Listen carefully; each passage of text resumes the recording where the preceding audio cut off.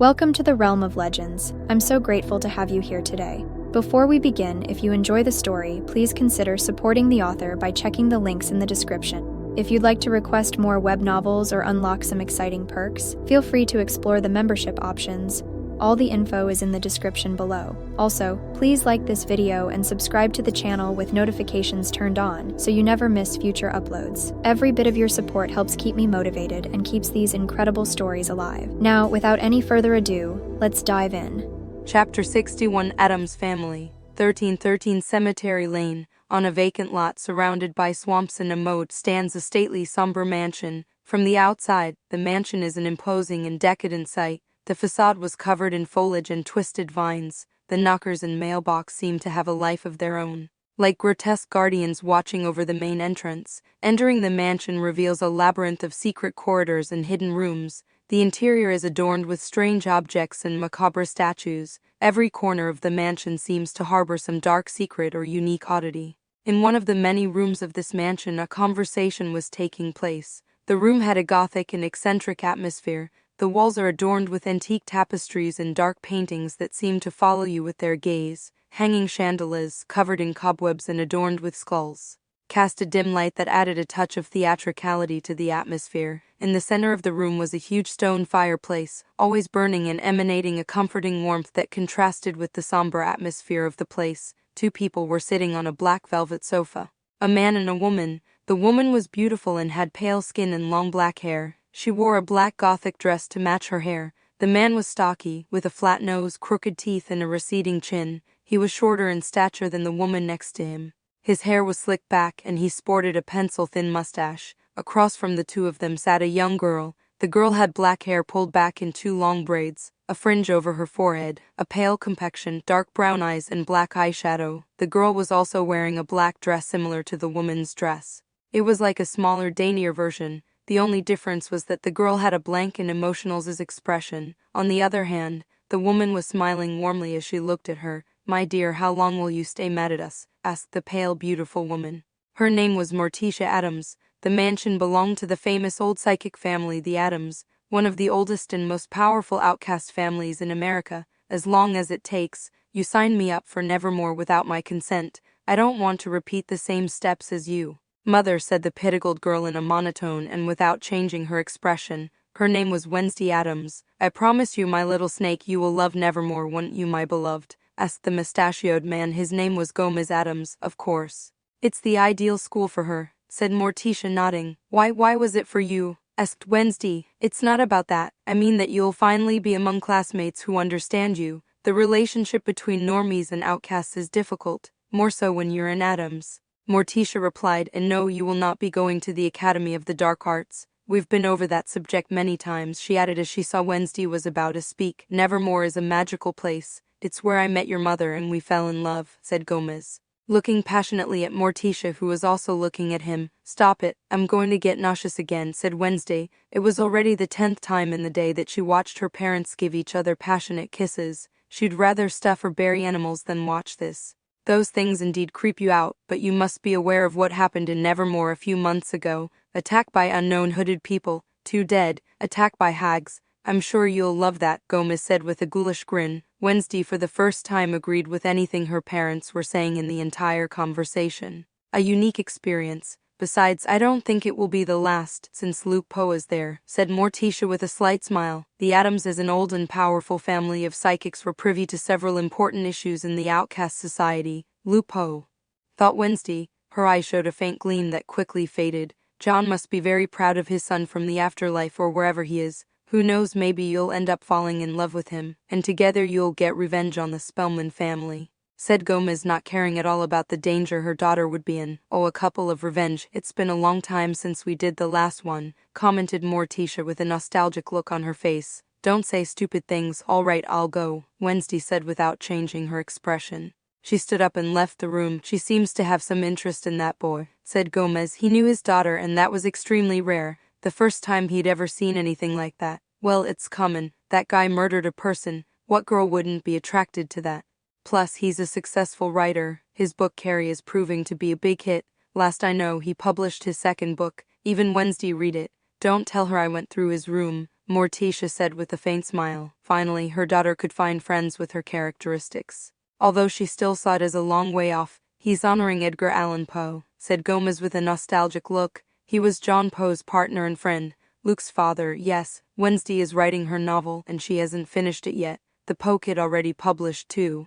And they're successful. For the first time she must feel inferior to someone her age, commented Morticia. Her daughter was narcissistic and perfect at almost everything, except for having friends and socializing. Vermont, Jericho, Nevermore. The school had started a couple of days ago. In Principal Weem's office a meeting was taking place. At her desk was Principal Weems, looking at three people: Gomez, Morticia and their daughter, Wednesday Addams. You've had a very interesting academic journey. 7 schools in 4 years, Larissa commented. Looking at Wednesday's academic report card, she was very surprised by this. Even Luke wasn't expelled from that many schools, only from 3, and he was one of the most troubled kids she encountered at Nevermore. There's no fortress that can hold me. I bet it will be the same here, Wednesday said in her usual monotone. What our daughter is trying to say is that she's very grateful for the opportunity, said Gomez, trying to disguise his daughter's rudeness. It's only been a few days since the start, but I'm sure she'll be able to incorporate it with the help of her classmates, said Larissa. We're sorry about that. Bureaucracy made it take a while to get the paperwork we needed. Morticia apologized. Any time a student is expelled, it is recorded on their academic record and can affect their future educational opportunities. Luckily, they knew Principal Larissa and the board members. The Addamses had power and influence. They didn't send their children to Nevermore because it's a boarding school and distance. After all, psychic abilities could be taught by family members more effectively. No problem, Wednesday will go to the Ophelia dorm.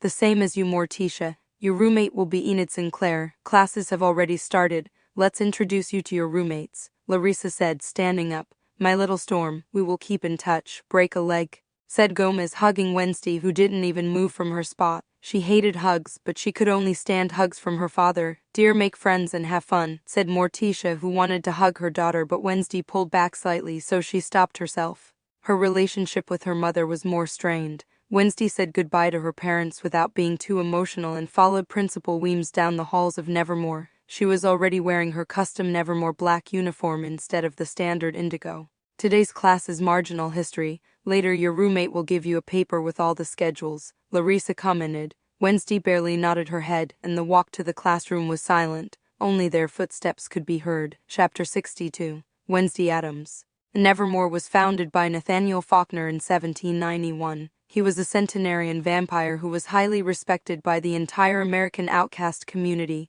Before founding Nevermore, he traveled the world cataloging every outcast community, explained the marginal history professor with slowness and laziness in his tone. Or so it seemed. Luke found himself at the desk in the back, fighting sleep. History classes were boring. It reminded him of Harry Potter's History of Magic, which was always shown as a very boring subject because of the professor. Luckily at that moment, someone knocked on the door, making the professor stop his boring lesson. Come in, said the professor, and the door opened. All the students looked at the 2 people who entered the classroom with curiosity, including Luke, who had his eyes a little narrowed.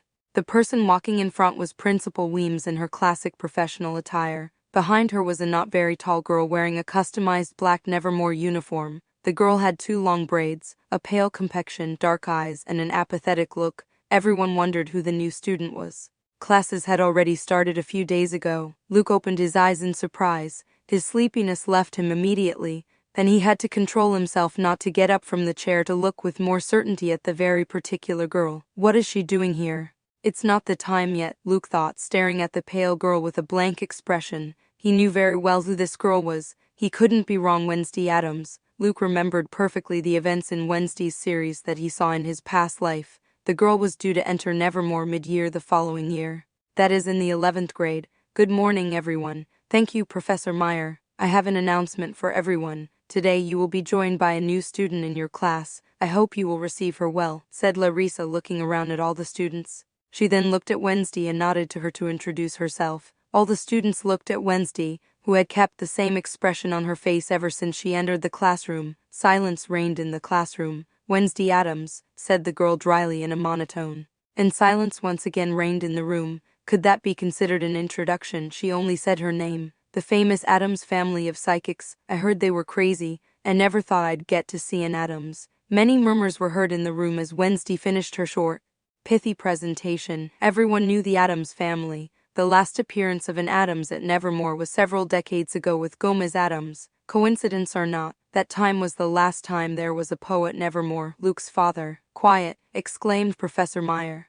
And the hubbub ceased. Go sit in the back on the right, Meyer added, pointing to an empty desk next to Luke. Wednesday began to walk quietly. Her steps seemed to be in rhythm, and her gaze remained straight ahead and unchanged. Everyone watched the strange girl, who sat down and looked straight ahead. I guess it's due to the butterfly effect, Luke thought, looking at Wednesday, who was sitting a short distance away from him. The girl looked like the actress from the Netflix series, only her aura was darker and her gaze more intimidating. Wednesday noticed Luke's stare and turned her head as if she were a robot. She looked at him with her dark eyes, which looked like the abyss itself. After a second she looked forward again. Her aura is very particular, thought Luke, feeling as if he were being analyzed by some kind of strange alien. When Luke pictured an outcast, he would picture someone like Wednesday, a completely different person than a normie. Larissa left the room and the boring history class continued. Luke watched Wednesday sidelong and slyly. He wondered if the events of the series would happen this year or wait until next year. Why did she come a year and a half earlier to Nevermore? Did the events of the past year affect the Addams family in any way? He didn't know. He also didn't know if Hyde and Crackstone would be much stronger than in the series, although this was assuming they would be. The outcast world was much more dangerous and powerful than he saw in the series. Stop looking at me, said Wednesday, noticing Luke's gaze on her. My first conversation with the leading lady of the series, and I feel like it's not going to be pleasant at all. Luke thought as he decided what to say. Excuse me, I saw your face so pale that I was worried you might faint at any moment. Maybe you're nervous about it being your first day of school and getting a late start, Luke said with a slight smile. Obviously, his apology was fake, and it was impossible for Wednesday, with her unchanged expression, to be nervous. Wednesday didn't even flinch at Luke's clear mockery. She looked at him for a second and said, "Oh, don't worry about me. My pallor is simply a side effect of a lack of interest in the banalities of everyday life. I'm not nervous in the least. In fact, you might say I'm excited to see what kind of lost souls populate this place." Excited, thought Luke. Wednesday's expression had not a hint of emotion in it. On the other hand, he was surprised at all she said in a monotone with no change of pace. How about you? Or should I ask if you have any other talents besides detecting pallor in the faces of strangers? She added, looking at Luke with an icy stare. Luke fell silent, not knowing what to say immediately. It was the first time he had been beaten in a conversation to dislike the other person. Wednesday, at Luke's silence, looked at him smugly and looked straight ahead again. Luke frowned as he was about to say something. Professor Meyer spoke up. "Student Addams, read from the titled History of Nevermore," Meyer said, looking at Wednesday. "I don't have a book, Professor. I couldn't prepare it because they didn't give me the schedules," Wednesday said with no sign of nervousness or anything like that. I understand. Student Poe shares a book with Addams so she can read," said the professor, looking at Luke, who nodded reluctantly. He moved his desk closer to Wednesday and put the book in the middle. Poe? He's Luke Poe? Thought Wednesday, looking at Luke differently, though her face was still just as expressionless. She didn't think the student would be the famous writer of Carrie and the Mystery of Salem's Slots.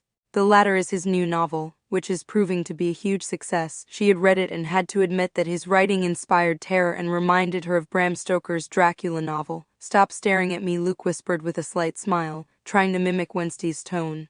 Wednesday wordlessly looked at the book and began to read where the professor instructed. Her tone was monotone and barely changed as she read. After that, the class continued. They had to read on their own, the self-study that Professor Meyer was so fond of. Luke and Wednesday read from the same book without saying a word. When the class was over, they didn't even say goodbye. Luke went to the cafeteria with Xavier and Ajax. Wednesday was approached by many curious students who wanted to meet the new student. Little did they know that such enthusiasm would be short-lived.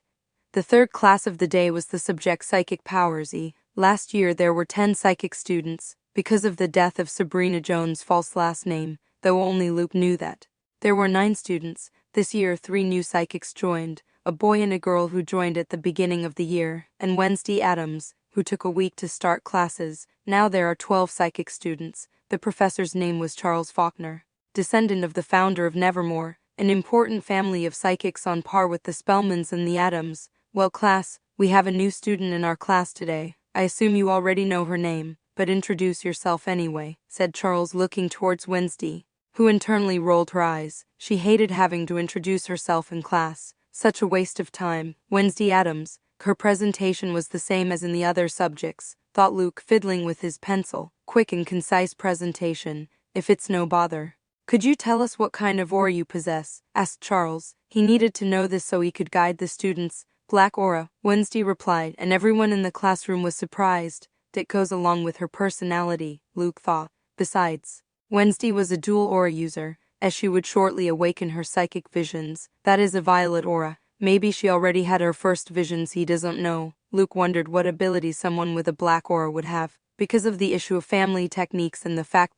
that they are guarded. He didn't know. Maybe he should look for a book at the Nightshade Society. He would have to sneak in again though. His relationship with Veronica had stagnated. He would even say worsened even though he spent the summer at the Embryo Mansion in Florida. Maybe it was because Veronica discovered Luke with Emily. Or who knows why. Black aura, interesting. You're the only psychic with that aura in this class, Charles said with a hand on his chin. Luke didn't know if Wednesday hadn't yet awakened her psychic visions or was hiding that she was the possessor of another aura. He would like to read her mind, but it is dangerous. Mind reading can be stopped by protective devices. Members of important outcast families will have such artifacts so that their minds are not read without their consent. If he tries to read your mind and it is exposed, they will know he has a blue aura, and he could be punished for reading students' minds on the sly. Now that there are 12 students and you are a pair, we will make groups of 2, choose a partner and sit together. This group will be very important throughout the year. I'll give you 10 minutes to decide, said Charles as he sat down at his desk, and the students began to talk. This is not good, Luke thought automatically, looking at Xavier. He didn't like team assignments, especially not when it would last the whole year. To his bad luck, Xavier was already conversing with a boy Luke didn't know. Traitor, Luke thought without moving from his spot. All the students were chatting with their classmates' friends. The only 2 people who were still in place were Wednesday and Luke. Wednesday from the beginning was looking straight ahead without changing her expression. She looked like a statue. At no time did she seek to converse with anyone to fulfill the professor's task. Luke got a message on his cell phone. It was from Xavier, saying he was sorry for not being able to group with him. He had to group with the other guy because he owed him a favor. It's okay, Luke wrote and sent the message. Time, tell me your names with your partner. You first, Sam, said Charles with a pen in hand. Desk by desk, he was writing down the groups of 2. As there were only 12 people, he quickly got to the end of the desks. Luke, your turn. The only option left is with Wednesday, correct? Asked Charles. There were already 5 groups assembled, and 2 students left. There were no more options. No, said Luke and Wednesday at the same time. What's? Asked Charles, a little surprised at the coordination of the 2. Can I work alone? They asked at the same time. If you work alone, it wouldn't be a group. You are the only ones left, so you will work together. But begin Luke and Wednesday, but were interrupted by the professor. End of discussion, said Charles. He didn't want to argue anymore with these 2 students, who for some reason he knew would bring him a lot of headaches. Chapter 63's Council of the Outcasts of America. As you know, to work in the Council Outcast Police, you must have control of your skills and improve your power. So in the next class we will have training. We will have a direct elimination tournament. The groups you put together will face each other, said Charles. Many students had glesperkles in their eyes. Working on the Outcast Council was the dream of many. They were especially working on the Outcast Police Force, where the real action was, not in the bureaucratic part of the council. The council, Luke thought. The Outcast Council of America is an institution made up of a coalition of outcasts who advocate for survival and balance between the different outcast groups. It is the force of law and order, like the government of a Normie community, but with very different laws. The outcast police are under the orders of the council. Most of the outcasts want to work there, as that is where the action is. For Luke, it's sort of like the Ministry of Magic in Harry Potter with a few differences. For one thing, the council does not seek to keep its existence hidden from the normies. They could do that if they set their minds to it. Luke could erase memories and create new ones for an outcast. With normies, doing that is easier. However, it is not something the outcast society seeks. To normies, their existence is confusing, and most ordinary normies think of vampires, werewolves and the like as myths. Only the upper echelons of normie society know about their existence. This is because the outcast population is very low compared to normies, which makes their existence difficult for normies to prove. The Outcast Police has several specialized departments where an outcast could work. These are Psychic Investigation Department, formed exclusively by psychics who are dedicated to investigating and containing threats related to mental and emotional manipulation. Monster Control Department. Powerful outcasts are in charge of handling and containing dangerous creatures such as insane hags or strange and dangerous creatures. Black Magic Department. This department is in charge of tracking and stopping those outcasts who use dark magic to attack innocent outcasts and normies. Dark magic is not forbidden in the outcast society. You become a criminal if you use it to kill innocents, especially normies, as they would put the outcasts in a complicated situation with the normie government. The same as mental or emotional manipulation. Using it to fight or defend yourself in death matches is not a crime. A crime is if you use it to manipulate normies or innocent outcasts. Outcast Containment Department in charge of locating and detaining outcasts who abuse their power and pose a threat to other innocent outcasts and normies. Finally, a department known to a few people, the Demon Extermination Department. As the name suggests, the task of this department is to locate demonic activity and to murder without hesitation the culprit of this. How did Luke know about this department? Because Edgar told him. In his past life, Edgar was the leader of this department, the position with the most power. To enter this department, you had to have exceptional skills, both in combat and in knowledge, already in itself in any of these departments. It is difficult to enter, but in this one, it is even more so. To enter any of these departments, you had to be the best of the best, since you would be facing in most cases dangerous individuals or monsters with demonic powers. The most dangerous of all is the Demon Extermination Department. As you are up against people with demonic powers, Luke wonders how strong someone who made a deal with a demon will be, so you'll have to know your partner to prepare for combat. Charles said, "Should I join the council in the future?" thought Luke as the class continued.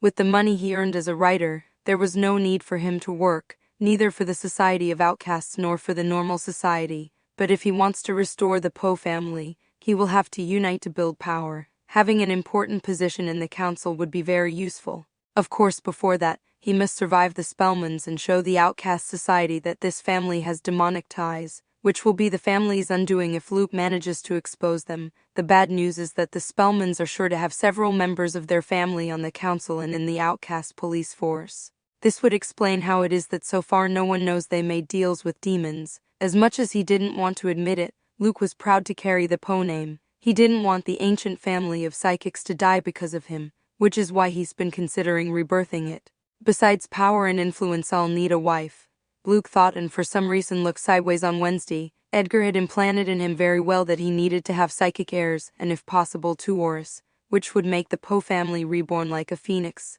Wednesday had 2 auras, and he had 3. If they have children, they would be guaranteed to have 2 auras, something super rare in psychic families. Wednesday again noticed Luke's gaze on her and looked at him, only this time she didn't say anything. After a few seconds, they both looked forward again. "No, what am I thinking? It would be impossible to be boyfriend with this girl," Luke thought, shaking his head. From what he knew thanks to the series on Netflix and other Addams Family adaptations, Wednesday has a dark, narcissistic and somewhat psychopathic personality. She tortures her little brother, something she claims herself, and displays several sociopathic traits. These are the adaptations he saw in his past life. In this world he lives in now, she may be darker and more psychopathic. After all, this world is much darker and more dangerous than he thought, and not everything is the same as in the adaptations. For example, there were no auras, and Wednesday only had psychic visions. Instead, here she already said she has a black aura. The first change there is in her.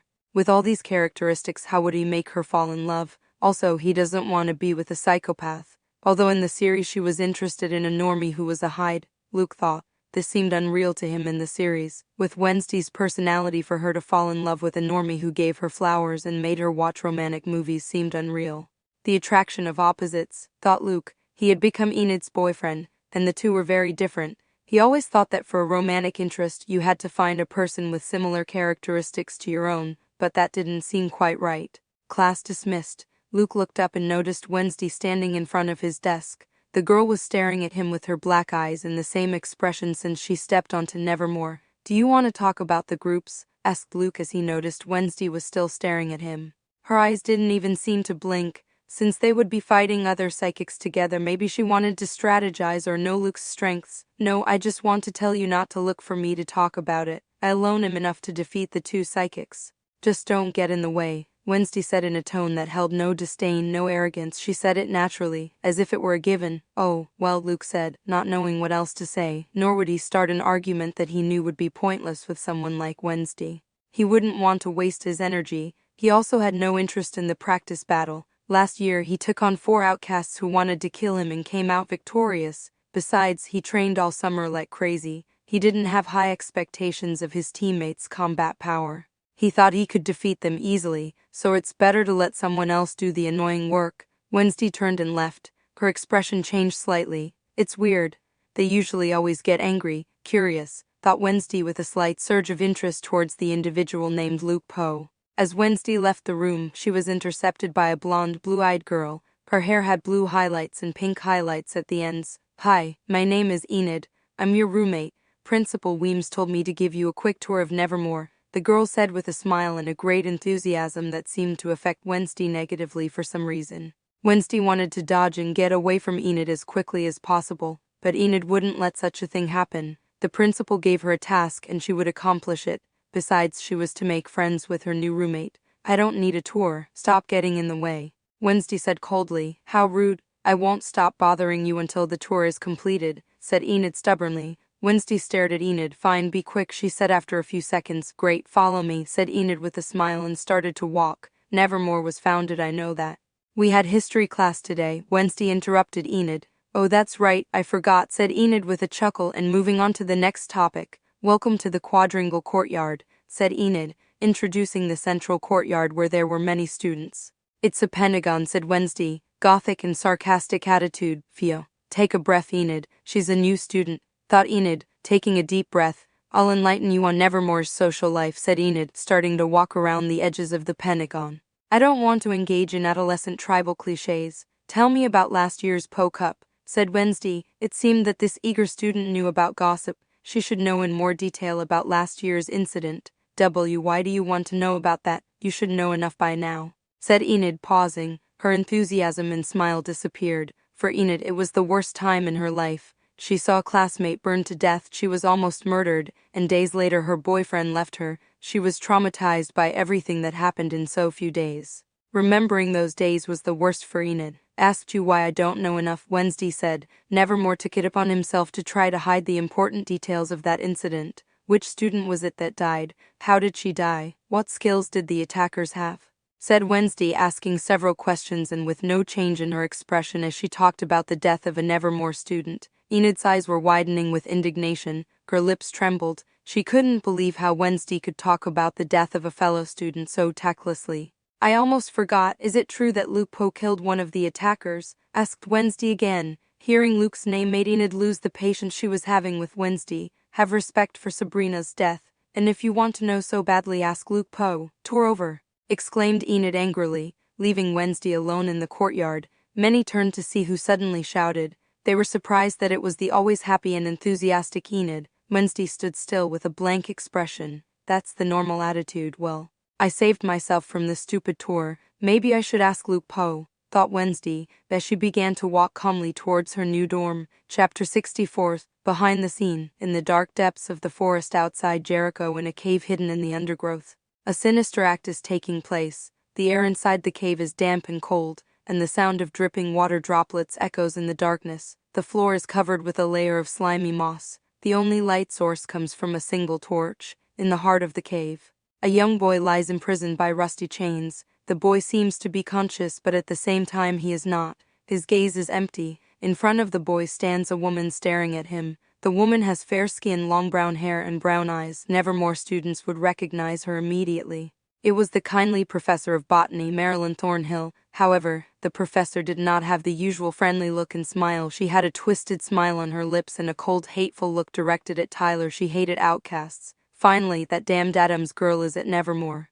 The prophecy didn't fail. With a few more days of torture, Hyde's brainwashing will be complete, and I'll put the plan into action, thought Marilyn with a ghoulish grin. "Tyler, honey, wake up," said Marilyn, approaching the young man and squatting down. "Mother, my head hurts," Tyler mumbled with narrowed eyes. "I know, honey, take this, it will make you better," Marilyn said in a kind tone. Passing a glass with a greenish-colored liquid to Tyler, she brought the glass closer to Tyler, who hesitated for a second. "No fear, son," Marilyn said in a loving tone. Tyler decided to drink it with Marilyn's help. He drank it all down. After a few seconds, Tyler began to scream in pain. Marilyn patted his shoulders as if that would do any good. There, take it easy. You have to be strong to help Mom," Marilyn said with a slight smile. "Yeah, grunted Tyler, gritting his teeth and enduring the pain. After that he lost consciousness. That was easier than I thought.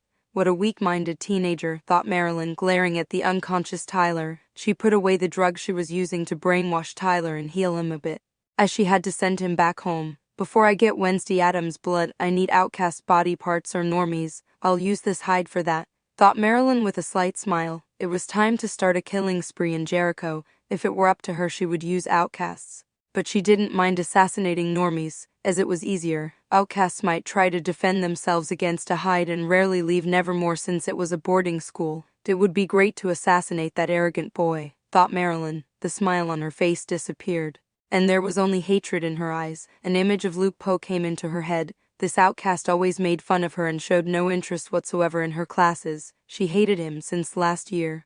Acho, Luke sneezed. Luckily he managed to cover it with his arm. Otherwise, he would have soiled the girl just inches away from him. "Are you okay?" asked a beautiful blonde girl with green eyes. The girl was completely naked, as was Luke, who wiped his nose with a handkerchief that came floating towards him. "Someone must be talking bad about me," commented Luke, blowing his nose. It was Saturday night. Xavier was not in the dorm as he had gone to Bianca's dorm, so Luke had the bedroom all to himself. Ever since he experienced his first time with the normie named Emily, Luke wanted to continue to have an active sex life as much as possible.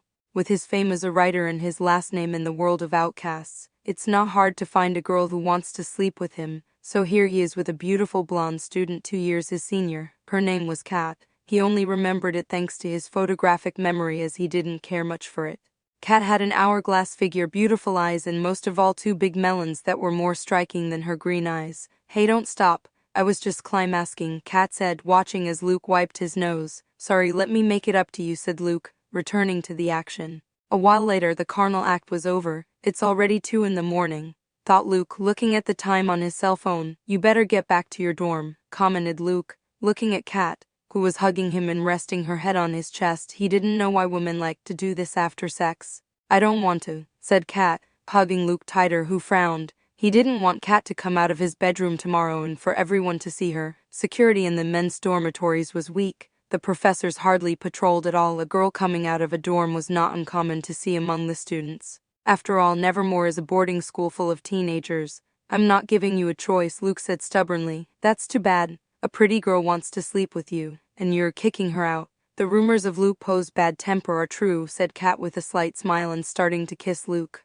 "I don't have a bad temper," thought Luke, reluctantly accepting Kat's kisses. "Didn't you want to watch a movie? Now's a good time," said Kat, seeing that Luke wanted to kick her out. "Oh, that's right, the Texas Chainsaw Massacre '74, a classic," said Luke with renewed interest. Luckily in this world, the Texas Chainsaw Massacre was a movie that was released just like in his previous world. He had seen this movie many times before, but it was nice to watch it and discuss the movie with someone else. He put the movie on the huge TV in the bedroom, and they began to watch it. 30 minutes later, Kat had fallen asleep on Luke's chest. This girl lasted 10 minutes longer than the last one, thought Luke, slightly disappointed. With the remote, he turned off the TV and went to sleep. He wouldn't wake Kat up to kick her out. He wasn't that bastard. He remembered the times when they had movie marathons with Enid. Neither would fall asleep, and they would enthusiastically watch the movies while eating popcorn and cuddling together. There was no sex. Luke didn't dare try it for fear that his relationship with Enid would become awkward.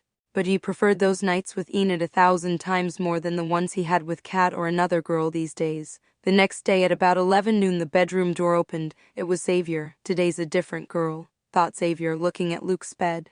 The latter was sleeping next to a beautiful blonde who was hugging him and drooling a little. "If he's happy," thought Xavier, sighing internally. Since Nevermore started, it had only been 2 weekends. Luke had already brought 3 different girls, a change he noticed from his friend compared to last year. Luke slowly opened his eyes and saw Xavier. They both stared at each other. "This is an illusion. You'll wake up soon," Luke said, making a circular motion with his hands. "Like I'm going to believe that, you idiot," Xavier said with a slight smile. Luke clicked his tongue. "Just use protection. I don't want you to get syphilis or something," Xavier said in a mocking tone. "Shut up, you're not my father," Luke said, getting up. Luckily, he was wearing shorts that he put on before putting on the movie. "Hey, wake up, it's late already," exclaimed Luke, tactlessly shaking Kat's shoulder. I'm coming," muttered Kat sleepily. She rose slightly from the bed, exposing her chest. She was still naked. Luke quickly with his telekinesis used the sheets to create a wall so Xavier wouldn't see her. He didn't want his friend to get in trouble with his toxic girlfriend, Bianca. What a gentleman. Thanks, Kat said with a cute smile as she noticed Luke's gesture. Just change and get out, thought Luke, but he didn't say anything. He tried to control his bad temper. I had a great time last night. Call me later. Bye, said Kat, already dressed, kissing Luke goodbye, who nodded slightly and said nothing. Bye, said Kat, waving to Xavier, who raised his hand somewhat shyly. The girl opened the door and left the room after a few seconds. Xavier looked at Luke and quickly approached. You bastard, that's one of the most beautiful girls in the senior class. How did you get her to sleep with you? Asked Xavier, grabbing Luke by the shoulders and shaking him. For a senior cutie to sleep with a boy 2 years younger than her was a very rare thing to see, or almost unheard of to see. What really? Asked Luke, letting Xavier shake him. It was a good way to wake up quickly, if a little rude. Che, you damn famous and handsome writer, Xavier said with envy, albeit the good kind. His family of psychics had a Poe-like prominence, maybe 1 or 2 rungs below in terms of seniority in Golden Peak.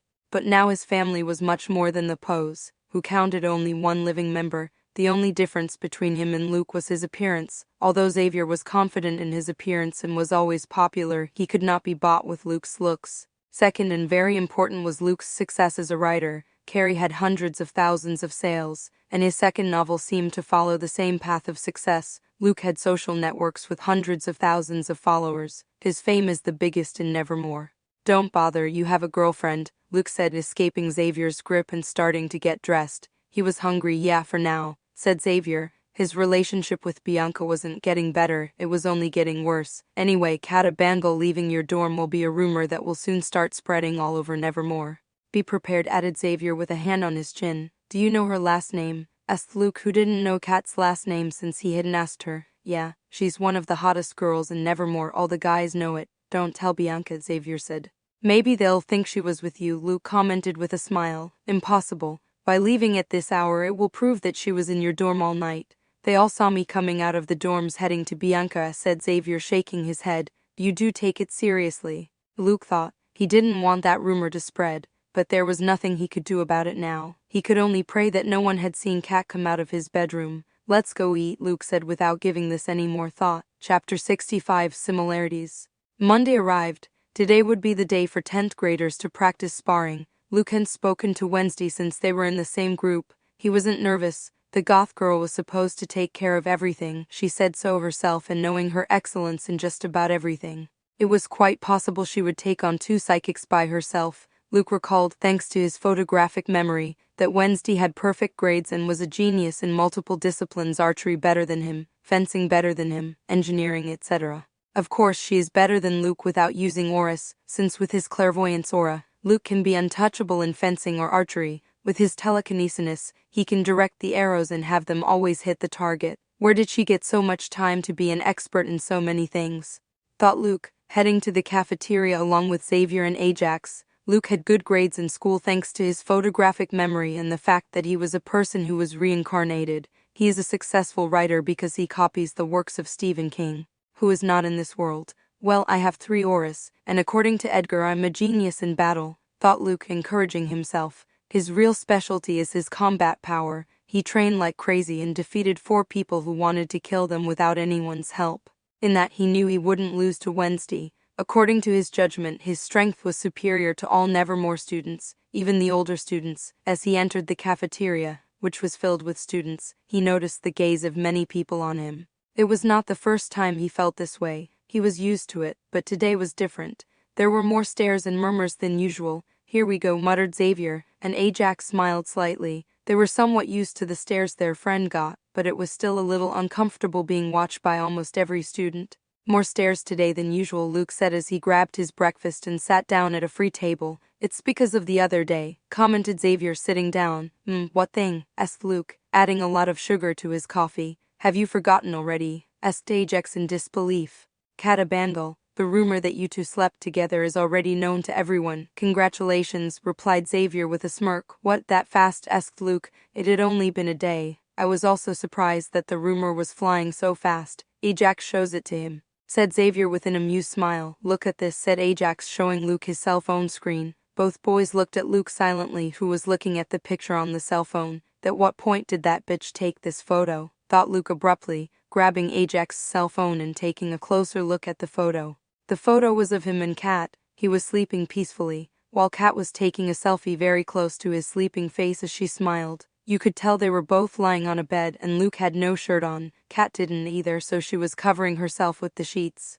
Thanks to the spread of this photo, the rumor became a reality and flew faster than ever, Xavier said with a slight smile, seeing Luke's shocked expression. In recent times, it was rare to see his friend with that expression. I shouldn't have let her sleep with me, thought Luke, squeezing the cell phone hard. Since when do girls take half-naked pictures with a guy and spread them around? It's usually the other way around. Hey, you'll break it, said Ajax, yanking the cell phone out of Luke's hands. Luke paid no attention to Ajax's complaints and, with his eyes, looked for the table where Enid was for some reason. He quickly found her. It wasn't hard to find the striking blonde hair with blue and pink highlights on the ends. Enid looked at it too, though only for a second. Her expression was not as enthusiastic and happy as it usually is. Luke could notice Yoko and Divina's furious glares at him. Why did I look at her? Luke thought, averting his gaze. His mood dropped as he saw Enid's expression. He cared little for the opinions of others, but with Enid, it was different. When he broke up with Enid, he saw her crying, which made him feel guilt and pain. Perhaps he had grown fonder of her than he had expected. Spending so many months together and sharing things caused him to have an emotional bond that in neither of his two lives did he ever have. He didn't think it would be so weak and affect him so much. That may be one reason why he looks for different girls and forgets about her, although Luke doesn't want to admit that he's still paying so much attention to her after they broke up months ago. After breakfast came the first class, which was psychic powers. Finally came the day the psychic students had been waiting for, actual combat against their peers using their powers. Last year it was all about learning about auras, ways to use your powers, etc. There was no serious combat. To everyone's surprise, the practice fight would take place on Raven Island. Luke didn't think he would be visiting the island where he killed the werewolf. The school paid more attention to Luke's class practice. In addition to Professor Charles, they were joined by two other professors, the fencing Professor Vlad and Professor Fitz. Professor Fitz was a psychic. He was of average height, had tan skin and had dark sunglasses covering his eyes. He appeared to be on summer vacation, even though it was autumn. The trip to Raven Island was not in canoes like the Pocup. They got on a motorboat that fit about 15 people without a problem. It was much more comfortable than a canoe trip. "How's the morning going, teammate?" asked Luke, sitting down next to Wednesday, who was looking out at the river with a blank expression. Luke looked at Wednesday's outfit. Since today was a training day, no one was wearing the normal uniform. They were all wearing their gym uniforms, which were sports jackets with comfortable, stretchy t-shirts underneath. On the bottom are sports pants. As expected, Wednesday wore the all-black sports uniform with white lines. The normal one was indigo. Wednesday turned her head slowly and looked at Luke. Luckily, Luke did not invade her personal space. He sat at a medium distance, so she didn't have to turn away with a disgruntled look, as she almost always did. "Normal. I wish the sky was more cloudy and dark," Wednesday replied, going back to looking at the river. "That's a better answer than I expected," Luke thought. He had thought Wednesday would either ignore him completely or tell him to stay out of the way. "Are you used to Nevermore yet?" asked Luke. He knew the answer to this question, but still he asked it. "Irritating. This school is more normie than I thought. I only come here out of obligation to my parents," Wednesday replied. Unlike the outcasts who had attended Nevermore for years, she had been educated in normie schools. She thought her peers' outcast teenagers would act differently. But that was not the case. They still had the same interests as normies: popularity, sex, gossip, and stupid things that made her irritated. The only difference was that the teenagers here had special abilities, and there were specific subjects for that. "Is that your irritated face?"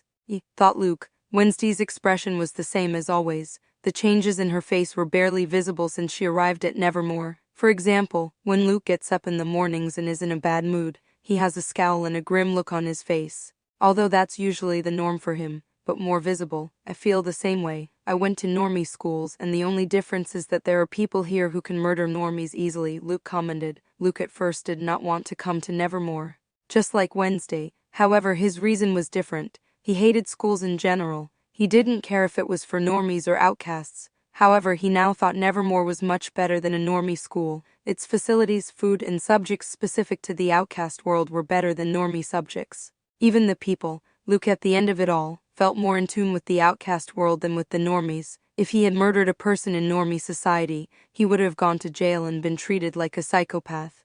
but here that wasn't the case, but I ended up concluding that Nevermore is better than the normie schools. Luke added, I don't agree with that, said Wednesday, disappointed by Luke's comment. In the end, it's just like everyone else, thought Wednesday. Well, people don't always have the same opinions, said Luke, making a lazy gesture with his hand. He knew Wednesday hated Nevermore because her mother had been the model and most popular student of her day, and she didn't want to follow in her footsteps. Why did you end up concluding that Nevermore is better? Asked Wednesday after a few minutes of silence. Because you can murder people as long as it's in self-defense, Luke replied in a calm tone, as if what he was saying was the most natural thing in the world.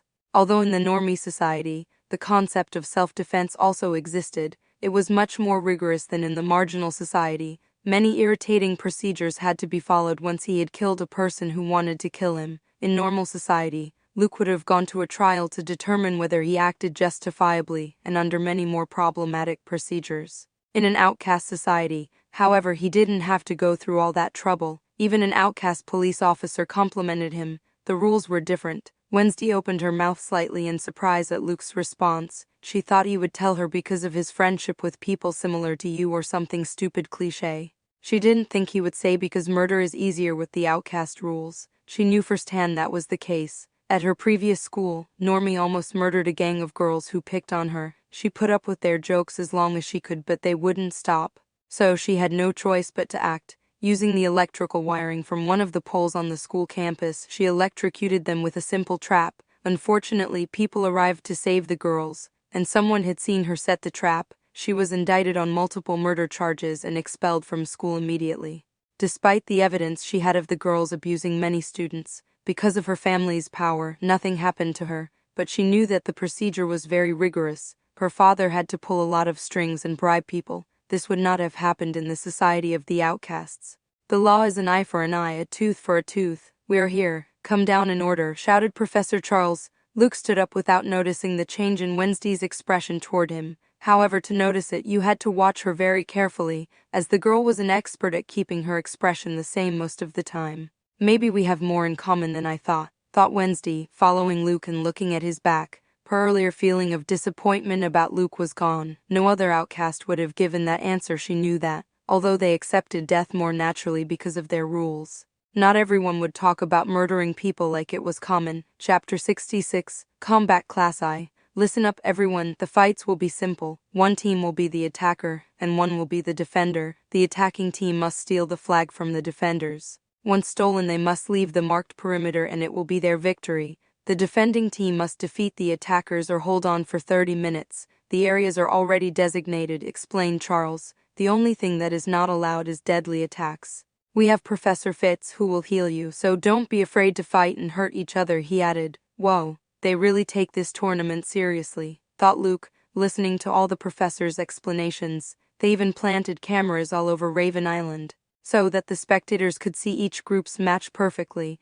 They drew lots to see which groups would face each other. There were 6 groups in total. Luke's group was number 6, and they were to face group number 2. Group number 2 consisted of a girl of Japanese origin named Naoto Mori. She was one of the new students this year and was a transfer. Luke suspected that this girl belonged to the Spellmans and wanted to assassinate him like Sabrina, but he couldn't know unless he sneak attacked her and read her memories. The odds of her belonging to the Spellmans are low. As she is Japanese, it would be difficult to create such a real identity. Neo's companion was Rowan Laszlo, a boy with brown eyes and short brown hair, the person who tried to assassinate Wednesday in the series to stop the supposed prophecy that Wednesday would destroy Nevermore.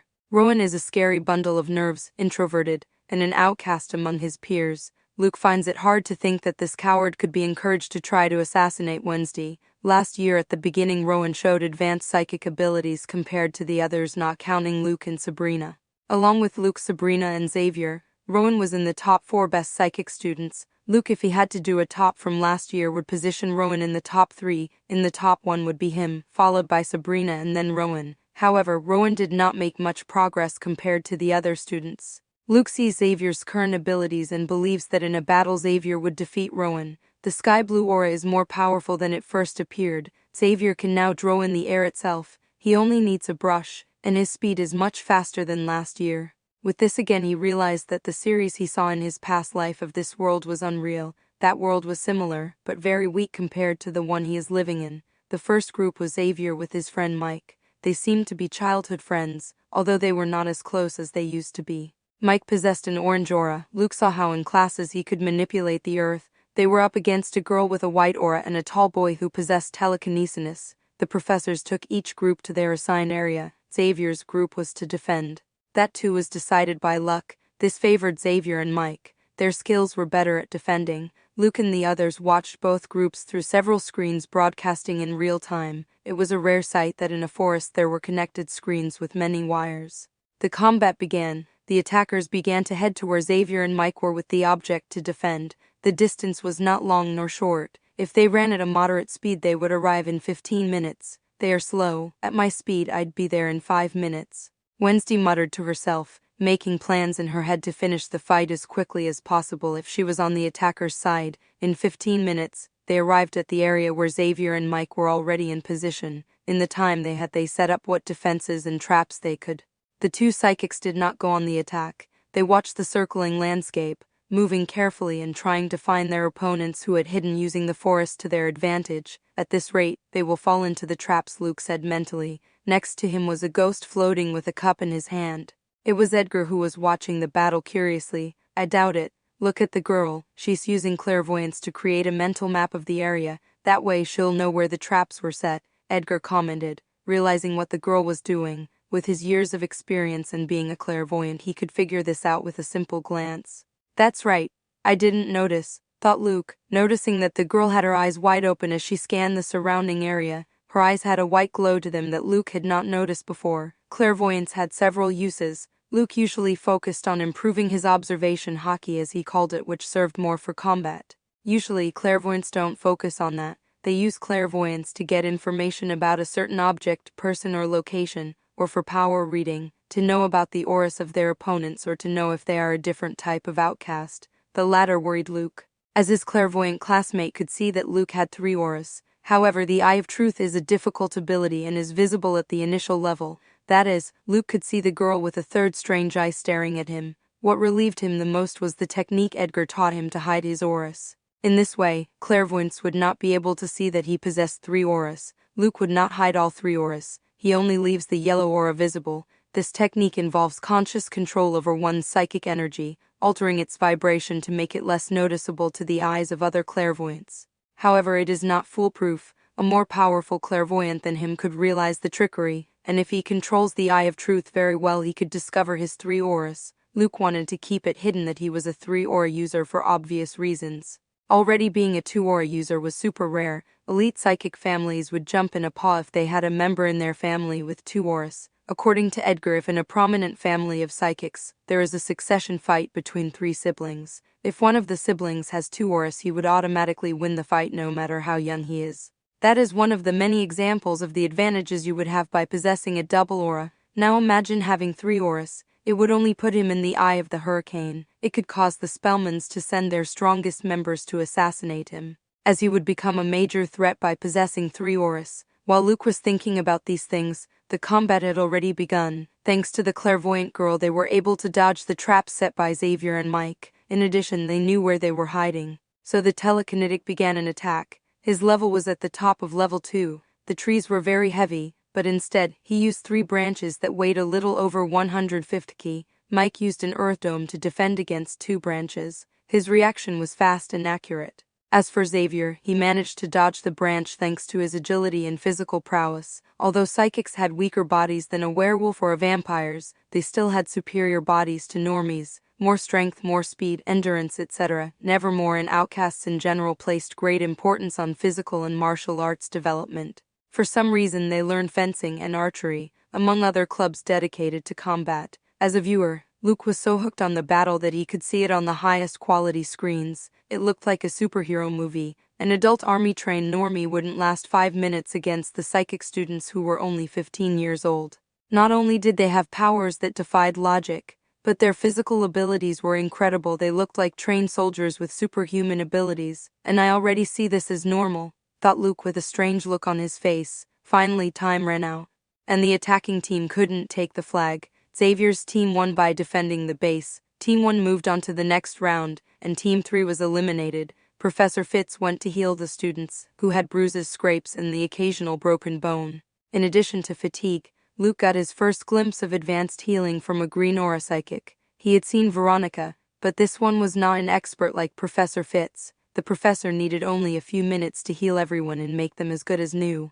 I hope Sabrina's bitch didn't get her eye back, Luke thought, seeing the crazy regeneration abilities that were in this world. It wasn't crazy that Sabrina, with her family connections, could get her eye regenerated, as the other two professors were getting the area in condition for the next battle. Professor Charles slyly called Luke over and they stepped away from the group to talk privately. "What do you need, Professor?" asked Luke, curious about the sudden chatter. Chapter 67's Combat Classy. "I just wanted to request of you," said Charles, scratching what little beard he had. "But Professor needs to ask a request of a student," thought Luke quizzically. "Go ahead," said Luke. "Last year in your battle on Raven Island, you used a lot of roots to fight. If possible, don't use them, please," asked the professor with a strange expression. It was weird to ask a student to limit himself. Otherwise, he could easily defeat his classmates and leave the island in a bad condition. "Since all the tree roots can't return to the ground just like that, I understand. I won't use my telekinesis on the roots," Luke said, readily agreeing to the professor's request. He wasn't planning on fighting anyway. Wednesday would take care of that. "Oh, thanks," said Charles, a little surprised. He thought Luke would complain more, since he doesn't seem like the kind of student who would show mercy, even to his classmates. "Let's head back. The professor should be about done tidying up the place by now," he added as he started walking. "What is that?" thought Luke, sensing a strange presence hidden not far from where they had the conversation. He did not recognize the presence. He decided to do nothing and follow the professor. How would he explain that he sensed a hidden enemy even the professor couldn't notice? Only a clairvoyance user who can see others even if they are hidden from view and far away could notice such a presence. When they arrived with everyone else, they drew lots for the roles that each group would fulfill. Group 6, Luke and Wednesday, was assigned the role of defenders. Group 2, Rowan and Neo, were to attack. Each group was taken to their designated area by a professor, while the others watched the screens. Unlike the previous bout, there was not much excitement about this match. "Rowan and Neo are unlucky," commented a boy with a strange hairstyle. "Bad luck that they were matched against that monster and a very strong-looking Addams." "Just seeing her expressionless face gives you the creeps," commented the lanky guy who had lost to Xavier and Mike. "Luckily, we won't be facing him," muttered a boy with fluffy black hair and brown eyes. He was shorter in stature and wore black glasses. "Don't be a coward, Eugene, that way we won't win the tournament," said a girl with pink hair and an athletic build. Her name was Rose and she planned to win the tournament. "Wait for the flare. Once you see it, you can start moving and set traps if you wish," said the professor, as he left Wednesday and Luke in a part of the forest. In the center was a bluish-violet flag. "Why do they like the color indigo so much?" asked Luke, sitting down on a log as he looked at the flag. "Indigo was Nevermore's favorite color. That's what he asked me all the time," said Wednesday, cleaning a log and sitting down while looking ahead. "She looks like a doll," thought Luke watching Wednesday. The girl was relatively short compared to the other girls at Nevermore, and also quite thin. "Professor Charles limited you to using your telekinesis, didn't he?" asked Wednesday after a few seconds of silence. "She was there," thought Luke, raising an eyebrow in surprise. He didn't think the presence he barely managed to detect was Wednesday eavesdropping on their conversation. Thanks to his keeping his sensor active at all times, he was able to notice her, otherwise he wouldn't have noticed her. Also, her presence was very different from normal, so he didn't recognize her. "Did you spy?" asked Luke. With this, he already knew that this was not a possible assassin sent by the Spellmans. "I wouldn't call it that. Just watch what the professor said to my groupmate. I don't want to be harmed," Wednesday said in a monotone. She took every activity very seriously. She was perfect and very competitive. Whatever you say, yeah, what you heard is right. Anyway, I won't move. You'll take care of everything," Luke said with a slight smile as he took a relaxed stance. "So he can indeed move roots with his telekinesis," thought Wednesday in amazement, though she didn't show it on her face. To move roots that affect the landscape, you had to have telekinesis level 3 minimally.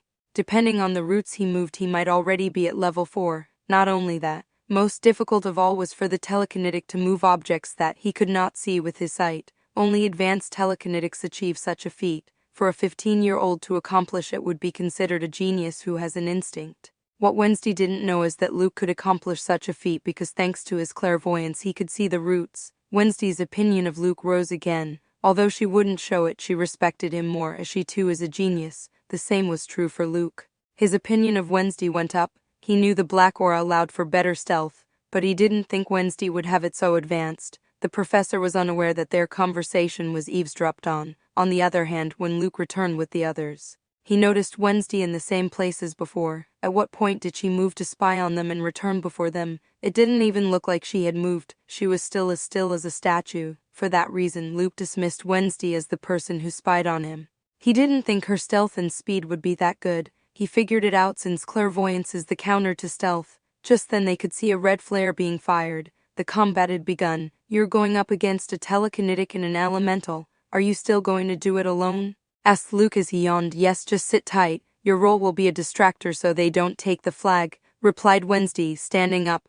Luke said nothing and obeyed. His presence would be enough for the attackers not to try to take the flag quickly. Wednesday stood up and walked over to a large tree that had a large shadow. In a matter of seconds she disappeared into the shadows. That ability is good, thought Luke, a little jealous. If he didn't have the white aura that allowed him to see people who were hidden or couldn't be seen naturally, he'd be screwed in a fight against Wednesday. Luke was curious about Wednesday's battle power in this world. He remembered that in the series Rowan beat her easily using immobilization. Thanks to Hyde's attack, she managed to save herself. However, the Wednesday of this world seemed very powerful and much less merciful. Luke expanded his domain. In this way, he called upon the extrasensory ability that allowed him to see the presence of any individual no matter how much they were hidden from view or too far away to see naturally. As his radius gradually increased, Luke saw an imaginary sphere gaining ground.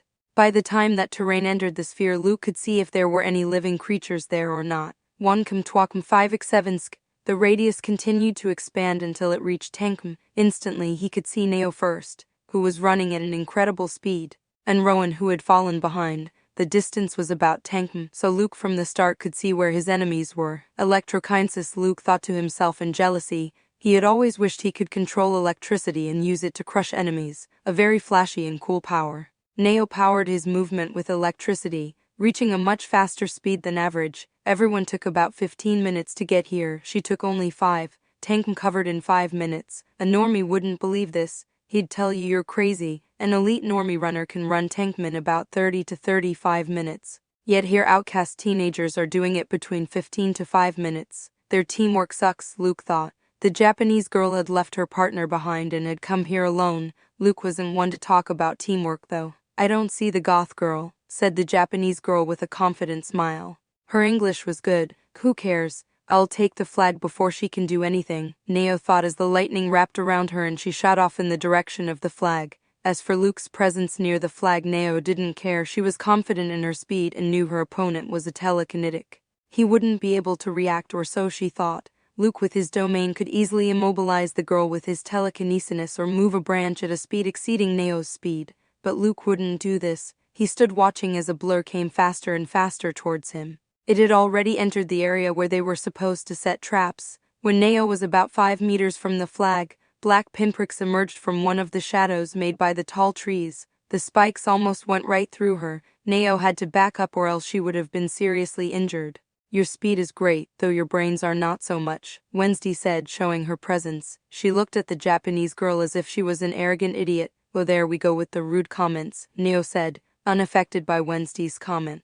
"I'll toast you a bit and then take the flag," she added with a smile as sparks flew from her fists. However, Neo felt her body being frozen. She could no longer move no matter how much force she wanted to exert. Her electricity wasn't working either. At what point did this happen? What Neo hadn't noticed was that the shadow of a tree behind her had extended and had come into contact with her shadow. "Though that technique reminds me of Naruto," thought Luke, who had watched as the tree's shadow extended to Neo. The only thing different was that Naruto's character was doing it from his own shadow. Neo was hard as a rock. She couldn't even speak. From her shadow, hands of complete darkness began to appear and began to bind her. Her whole body was bound like a mummy. There was only a small hole in her nose that allowed her to breathe. "A good power in the body of an idiot," commented Wednesday. "I guess teaching in Japan is lax," commented Luke with a slight smile. He hid his surprise at how easily Wednesday defeated Neo. "Or all teenagers are stupid and arrogant," said Wednesday with a barely visible grimace on her hegemonic face. Luckily Neo's ears were covered by shadows, and she couldn't hear Luke and Wednesday's insults towards her in her homeland. "You're a teenager too," said Luke with a strange look on his face. "I'm different. I'm not an idiot, and I don't blindly trust my powers." Wednesday said with contempt toward Neo. Although she was arrogant and considered herself a genius, she took everything seriously and wouldn't underestimate her opponents or go easy on them. What about me? I'm different, asked Luke with a slight smile. He wondered if he fell into the categorization of different or stupid and arrogant. Maybe, muttered Wednesday in a tone Luke didn't hear. Just then footsteps and a shaky voice were heard. No, I'm late, said Rowan with sweat and leaves on his uniform. Wednesday stopped talking to Luke and looked at his enemy. She had to defeat him quickly and end this match. Chapter 68, Combat Class EV. Rowan was sweaty and short of breath. He had run as fast as he could to try to keep up with his teammate, but to no avail. He was now at a 2 versus 1 and fatigued from running so fast. What do I do? Wondered Rowan nervously as he looked at Luke and Wednesday. He noticed a mummy with black clothes, most likely his teammate. Wednesday, with her indifferent face, began to walk slowly towards Rowan, who focused his attention on the pale girl. If I defeat her, the darkness will disappear, and Neo will be released, thought Rowan, starting to act. Using his hands and vision as a focus, he lifted a large number of objects from the ground, stones of different sizes, branches, etc. Level 2, Luke thought, slightly disappointed. If Rowan was at level 3, he could move an entire tree. Unlike the trees in the Jericho forest, the trees on Raven Island are less heavy. About 250 to 300 ink is the lightest, from 1 second to the next. All the objects shot toward Wednesday, who stopped her march and moved her hands in a circular motion. The singular thing was that her hands had a dark energy. A black shield covered Wednesday from the projectiles launched by Rowan. No projectile was able to pass through the shield. Many objects passed through Wednesday and headed to where Luke was. As the projectiles were about to hit Luke and the flag, they suddenly stopped. The projectiles hovered in the air and a second later fell to the ground. Even his control of many objects is bad, thought Luke, who had stopped Rowan's projectiles with just his eyes and without any effort. If Rowan had had better control, he could have sent all the objects to a particular point on Wednesday's shield. Maybe that way he could have broken it, but many of the objects were deflected and not aimed at Wednesday.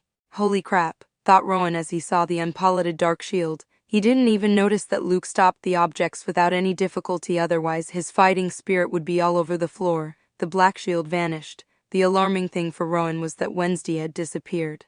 Luke had watched as she vanished in an instant through the shadows. Wednesday materialized behind Rowan. She emerged from her shadow, and before he could react, she delivered a sharp blow to the back of his head, knocking him unconscious. She travels in the shadows. That's how she managed to spy on us and get back so fast, thought Luke, again jealous of this incredible ability. It was like teleporting, though still not as broken. That girl is good. It was to be expected from an Addams, said Edgar in admiration of Wednesday. He watched the whole fight. The pale girl's moves were flawless and perfectly executed. She defeated 2 psychics her age in a matter of minutes. Even though she didn't take them on in a 2 versus 1, it was still a difficult feat for psychics of that age. Except for Luke. Yeah, muttered Luke. He hadn't expected Wednesday to have such high strength compared to Rowan. She beat him in a few breaths. In the series she had been defeated easily, but here it was the other way around. Her scary attitude I like. Make her your girlfriend. I'm sure she's better compared to the girls you sleep with, Edgar commented. A girl with a peculiar personality, a black aura, and also belonging to the great Addams family. It's a great match for his offspring. Most important of all, her talent is very high, just like Luke. What the hell are you talking about? Asked Luke with a grimace. To Luke's chagrin, he couldn't hide the necklace outside his room, so Edgar could have come out at a time when he was with one of the girls he slept with this last time. As for having Wednesday as a girlfriend, it seemed impossible to him. Who the hell would have the patience to woo this girl? As for the series of Wednesday he saw in his past life, Tyler the Hyde, he managed to win Wednesday over to some extent and kiss her. However, Luke no longer believed in that series in this world. There were many differences. For one thing, it was already a miracle that Wednesday would notice a normie guy like Tyler, who gave her roses and made her watch romantic movies. What are you thinking about? Asked Wednesday, approaching Luke, who was still sitting on the log and arguing with the ghost of his great-great-grandfather. Nothing, replied Luke, getting to his feet. Let's go, said Wednesday, starting to walk to where the other students and professors were. We'll leave them here, asked Luke, following Wednesday. Let the professors take care of them, replied Wednesday, not caring about the unconscious Rowan and Neo. The latter no longer had the darkness bindings but had been knocked unconscious. Perhaps she was afraid of the dark. What a nice classmate, thought Luke, floating Rowan and Neo. He took them to the professors to be attended to, even though they had almost no injuries. Xavier and the other students watched this fight with their mouths agape. They thought the monster was Luke. But Luke did nothing. The Addams Family goth girl flawlessly defeated Rowan and Neo. Another monster made it to class, thought Xavier with a strange expression on his face. After Luke's fight, although he barely did anything, it was the turn of Eugene Ottinger and Rose Winslow's group versus a boy named Nick and another boy named Arthur. Luke looked at Eugene, a secondary character he saw in the series. He had known him for the past year and had spoken to him a little. The boy was in a club by himself and was a loner. He had so little presence that sometimes he forgot he was his classmate. His aura is blue. In the series, he used a type of telepathy to control the bees, Luke thought. Without being very interested in Eugene's ability, controlling animals by being a telepath isn't hard. If you can command humans, you can also do the same with animals that have less complex brains than a normal human or psychic. This is another branch of mind control, an ability that is not easy to control as a telepath. Luke has already mastered controlling animals or insects. It's not much of a challenge for him. He managed to control the thought of Sabrina, a psychic with 2 auras. Doing it on animals was easier. The hard part would be controlling the animal or insect for a long time to make it do what you want. But it's not hard if you practice enough. Eugene's teammate was a green aura user. She had a fit, athletic build, very different from the average girl. She has muscles in her legs and a shapely back. It wasn't exaggerated to the point of not looking like a woman. The girl was taller than Eugene. Also, she had a better physique, as Eugene had a belly. On the other team, a boy named Nick also possessed a green aura and had a muscular and tall physique. The boy named Arthur possessed a violet aura, very useless in combat like this, so he was allowed to carry his personal weapon, which was a kind of dull wooden spear. Possessing a violet aura does not give you any useful combat skills, so Arthur could be considered the weakest of the lot.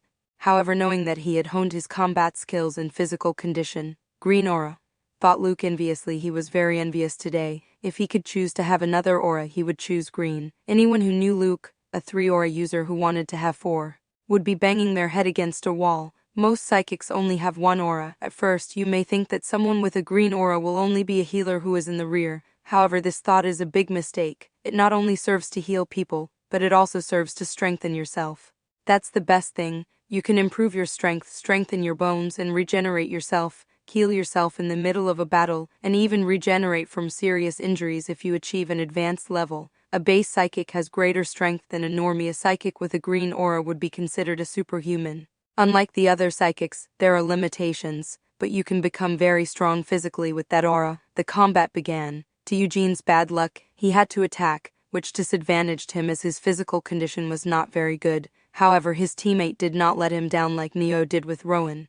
When they reached the flag area, an intense fight broke out between Rose and Nick, 2 green aura users. The physical power of both was monstrous. They wounded and healed themselves without stopping fighting. Arthur faced Eugene while the other 2 fought. Since he had no useful aura for combat, he had long since improved his martial arts, physically and experience surpassing Eugene, who had a frightened expression as he dodged the attacks. He's weaker than I thought. He still doesn't have the mind control ability of humans, Luke thought, shaking his head. If he had that ability, he could make Arthur stop his attacks with a simple command. I know what you're thinking. Mind control is a tricky skill, and more so in the middle of a battle, said Edgar, noticing Luke's disappointed expression. I managed it in a death match, commented Luke, remembering his battle with Sabrina in the gym. You're a special case. Remember, even Veronica didn't master it like you, said Edgar. That's right, said Luke. Veronica, unlike Eugene, was considered a double or a genius. As everyone expected, Eugene lost to Arthur. His current abilities were useless in combat, and his physical condition was deplorable.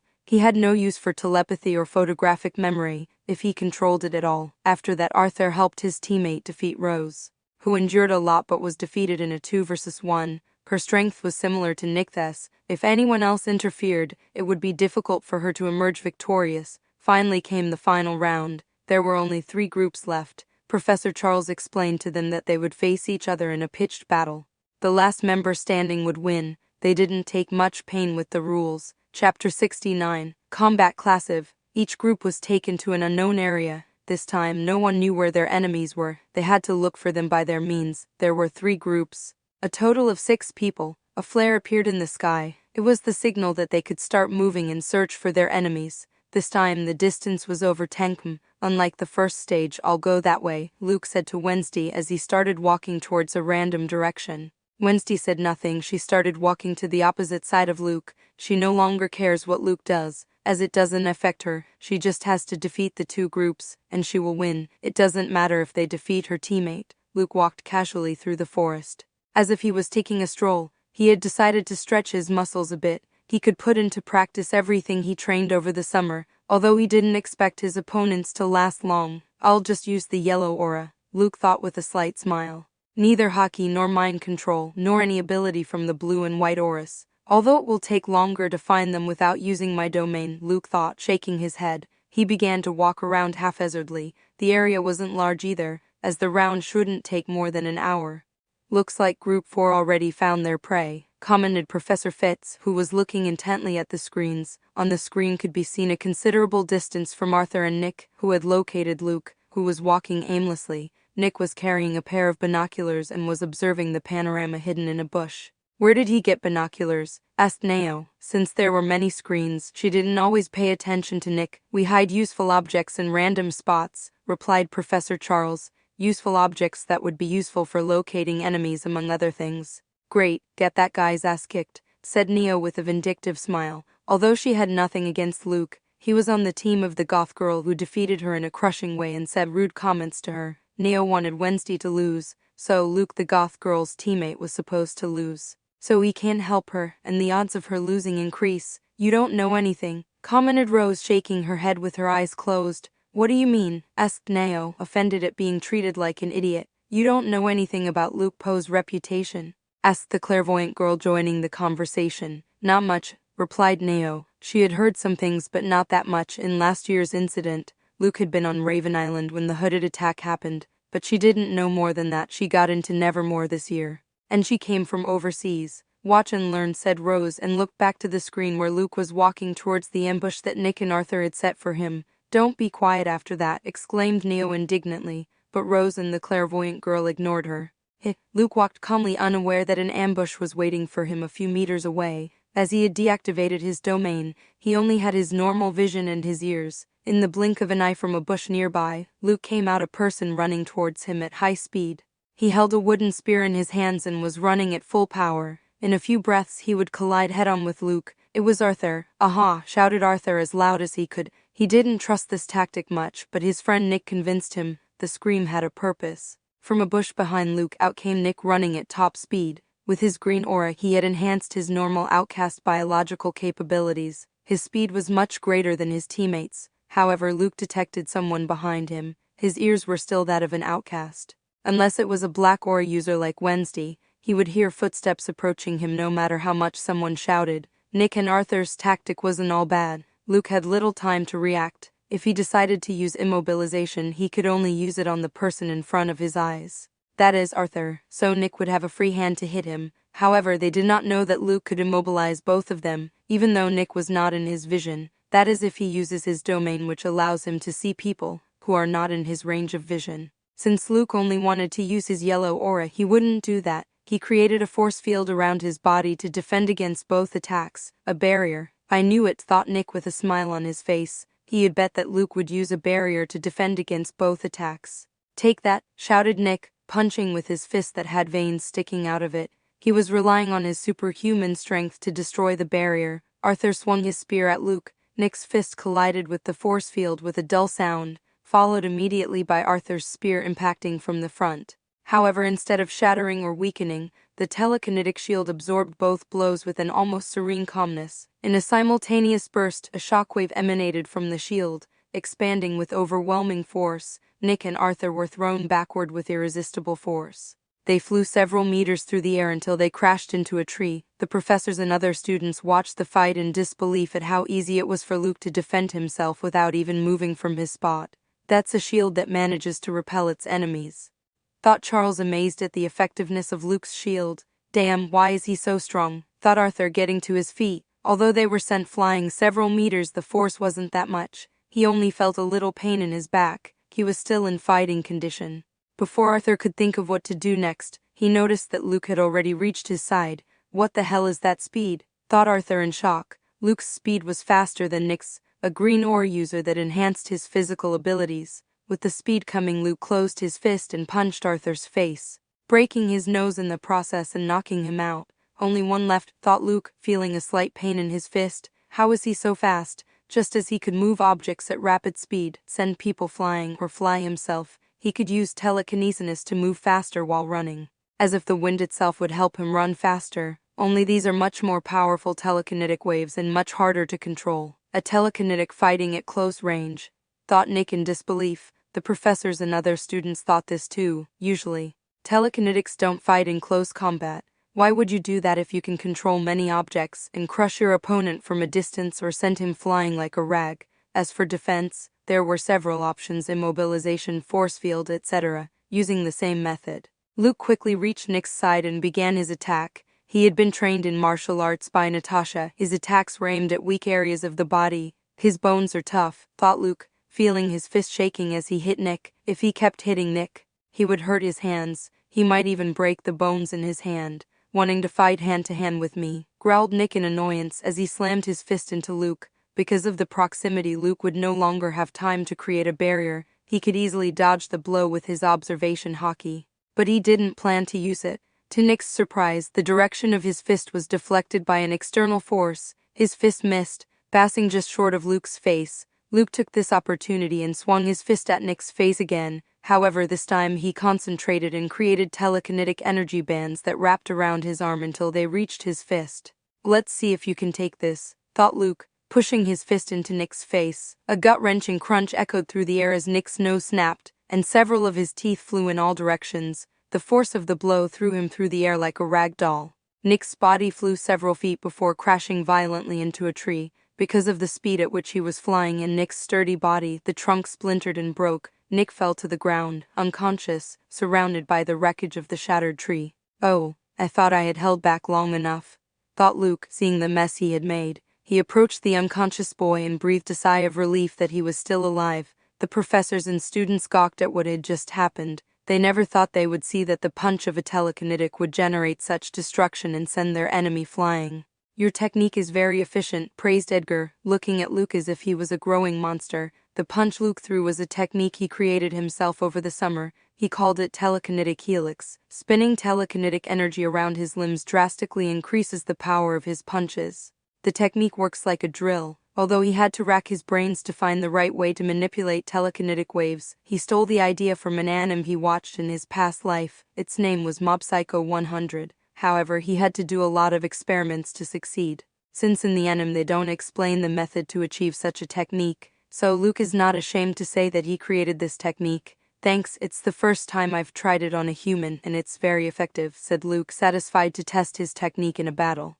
Best of all, he didn't use all his telekinetic forces in that blow, so the power may be greater. I'll look for Wednesday. She should be taking on Xavier and Mike. I could help her to annoy her a little, Luke thought, expanding his domain. He already tried the technique he wanted. Now he would annoy Wednesday a little by helping her. He knows the girl hates that and has nothing better to do. Chapter 70, Winners. Luke was satisfied with the battle. Even though it didn't last long and was easy, he could test his new telekinetic abilities. All focused on making him strong in close combat. He is increasing his speed and strength with telekinetic waves and deflecting attacks by manipulating the trajectory of the blows with telekinesis. Add to that his observation hockey and mind control abilities, and he would be mighty in combat. He no longer just relies on crushing you with an object weighing 1,000 kilograms or more. He knew it was rare for a telekinetic to fight that way, but he didn't care. It was more exciting to fight that way. He could fly and from that safe place bombard his enemy with objects. But what fun was that? That is, as long as he knew his opponent was at his level or below. If he is facing many opponents or a strong person, he prefers the tactic of flying and using objects to crush his enemies. Or if he doesn't feel like fighting and wants to finish the fight faster. Luke finally found the presence of Xavier, Mike, and Wednesday. Although the latter was harder to see because of her aura of darkness, they were in combat, and from what he observed, Wednesday had the advantage. Don't beat them yet, thought Luke, starting to run at full speed. With the help of his telekinesis to propel himself quickly, he managed to spot his gothic teammate elbowing Mike in the face and knocking him out. The area where they had fought was not in the best condition. The ground had been tampered with by Mike, a tree was cut in half, and there were several pits. Wednesday's appearance was not perfect, although she was not in a critical situation either. Xavier and Mike's teamwork had made things more difficult for the goth girl compared to their first fight. but she already saw victory close at hand. Only Xavier was left with a cut on his shoulder and fatigue from the fight. Xavier took advantage of the opportunity that his now unconscious companion had created for him. In his hand he held a whip more than 20 meters long. With all his might he lashed out at Wednesday, who was far away from him, but his whip covered that distance quickly. Wednesday clicked her tongue internally. This student's damned whip was the hardest thing she faced in this fight. It wasn't a normal whip. Xavier created it from nothingness itself. It was fast and unpredictable, as well as very resistant. She couldn't destroy it no matter how hard she tried to cut it with her powers. Luke had already acted. He telekinetically controlled a tree branch and used it as a shield to cover Wednesday. The whip shattered the branch but managed the second needed for Wednesday to fade into the shadows and appear behind Xavier, who no longer had time to retract the whip. "Surrender," said Wednesday in a monotone. In her hand she held an all-black knife pointed at Xavier's neck. "I lose," said Xavier, letting go of the whip and putting both hands up. The sharp knife disappeared.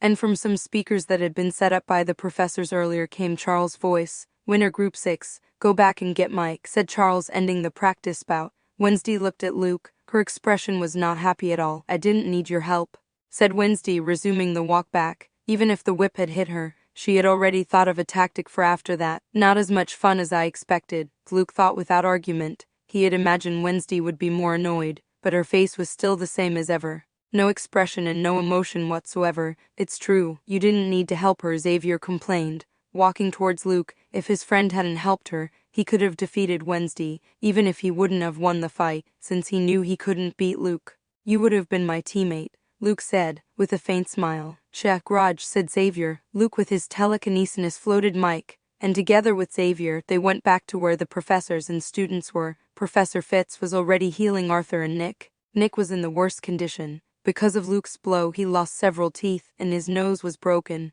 in addition to some broken ribs. "You had no mercy," commented Xavier, seeing Nick's condition. Luckily he ran into Wednesday first before Luke. "It's a new technique." "I don't control the power well," said Luke, scratching his cheek. He had already reduced the power, but it wasn't enough. Neil looked at Luke with a cold sweat on her forehead. She felt dread at the thought of almost getting close to Luke in the first round and attacking him. It would have been too bad for her pretty face to be hit like that. The group match is finalized. Luke and Wednesday's group is the winner. "We will give them their rewards later," said Charles, and the losers sighed in disappointment. They all wanted to win for the rewards. Plus, they would get better grades in the subject if they made a good impression. It was good practice, thought Luke, satisfied. The reward he was most interested in was the use of the VIP bathroom, a bathroom that only class reps could use. To be a class rep, you have to be democratically elected, so you must be very popular, which Luke is, but not in a good way. He is popular but not sociable. Each year there are 2 representatives, one male and one female, not in the specific classes of each type of outcast.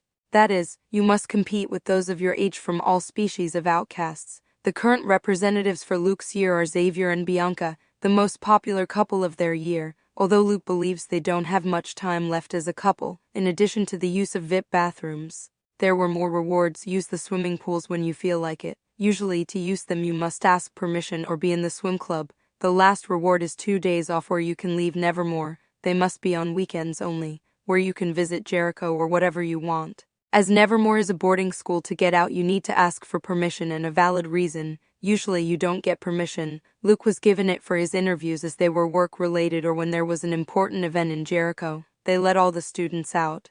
"Maybe I can visit the Italian restaurant," Luke thought, remembering a new restaurant that opened in Jericho, although he wouldn't have Natasha's permission, because of the Spellman thing, blah blah blah blah. On the way back Luke received several stares from his companions. They were all still amazed at his strength, but mostly at the way he fought. Wednesday also received many stares for the strength she demonstrated. The girl, since she got on the boat a couple of hours ago, still had the same expression as always. Luke didn't know how she did it. She didn't look tired, irritated, and of course not showing a hint of joy at her victory. "He defeated those 2 first, then me," thought Wednesday as he watched the river. She was not at all happy about the rewards. She was slower than Luke in defeating a group, and she didn't like that, although she considered Xavier and Mike more trouble than Arthur and Nick, especially since Arthur didn't have an annoying ability like manipulating the earth and didn't even have psychic powers useful for combat. "Besides, he helped me," thought Wednesday, remembering how the tree branch covered her from the whip. For the first time on her face a slight frown could be seen. She knew Luke helped her to annoy her. She knew how to see that annoying character from the first day she met him. In the first fight he didn't move a muscle. It was strange that he suddenly wanted to help. The only thing I can do is train and next time finish my fight faster than him, Wednesday thought, returning to her stoic expression. It was the first time she had encountered a worthy opponent who had skills on par with her, a feeling she had never felt before.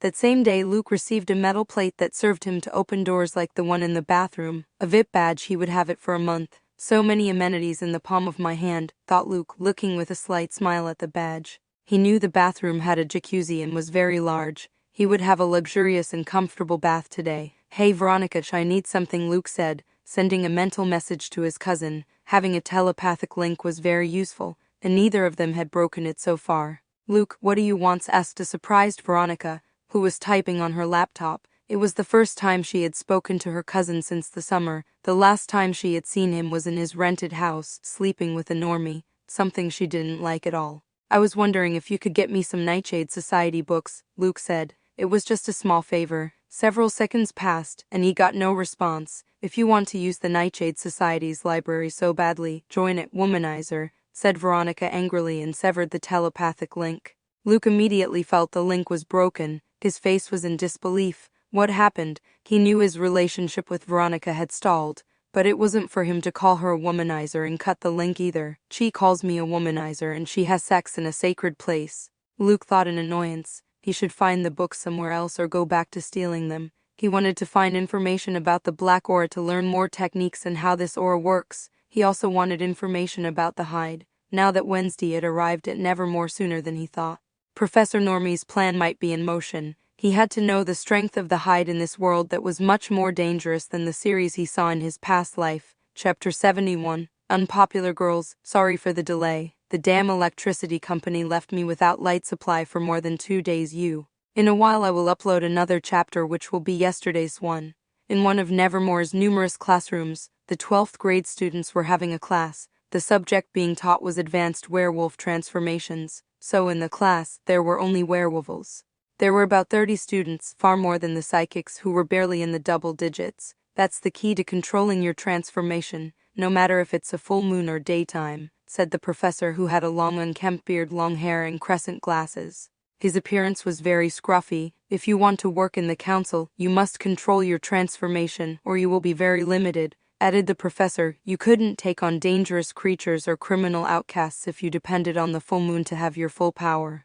Just then the bell rang, signaling the end of the class. That's all for today. This is your last year and it will be tough. Your rankings will be important for your future. Try hard and always be up to date. You may go, said the professor, closing his book. With class over, the students began to put their things away and talk to their friends as they got up from their desks. At a desk, a girl with light brown hair was standing still with her eyes fixed on her book. Gia, let's go eat, said a long black-haired Asian girl with long black hair. Approaching the brown-haired girl, Erica, yeah, let's go, said Gia, putting her things away and walking towards the cafeteria with her best and only friend at Nevermore. What's wrong? Asked Erica, looking at her friend strangely. She was always chatty and upbeat. It was rare for her to be silent in the cafeteria. I was thinking about what the professor said. It's our senior year and we're just as unpopular as we were our first year, said Gia in a depressing mood. Don't remind me. People confuse my name, said Erica.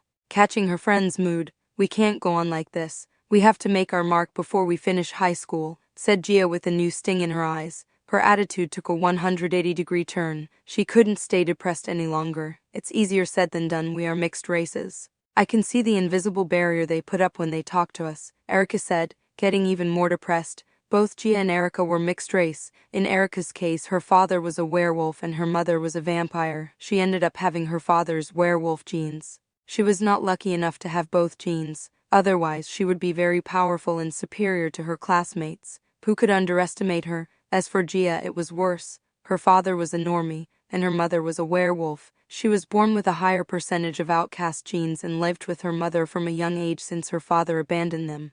Her bloodline, not being 100 werewolf, was weaker than that of the average student, so everything related to her powers cost her more. The werewolf transformation was only achieved a few months ago, when most had achieved it a year and a few months ago. She was a late bloomer. You must be positive. There's a party tonight. We can go and start leaving our legacy. Jack will go, Gia said, With emphasis on the latter, Jaxie asked Erica with renewed interest. Gia nodded with a slight smile. She knew her friend had a crush on Jack since they entered Nevermore. Jack is one of the most popular students in his senior year. Unlike the other popular ones, he's nice to everyone, which is why Erica ended up falling in love with him. But he already has a girlfriend, and the worst part is that his girlfriend is Riley, said Erica.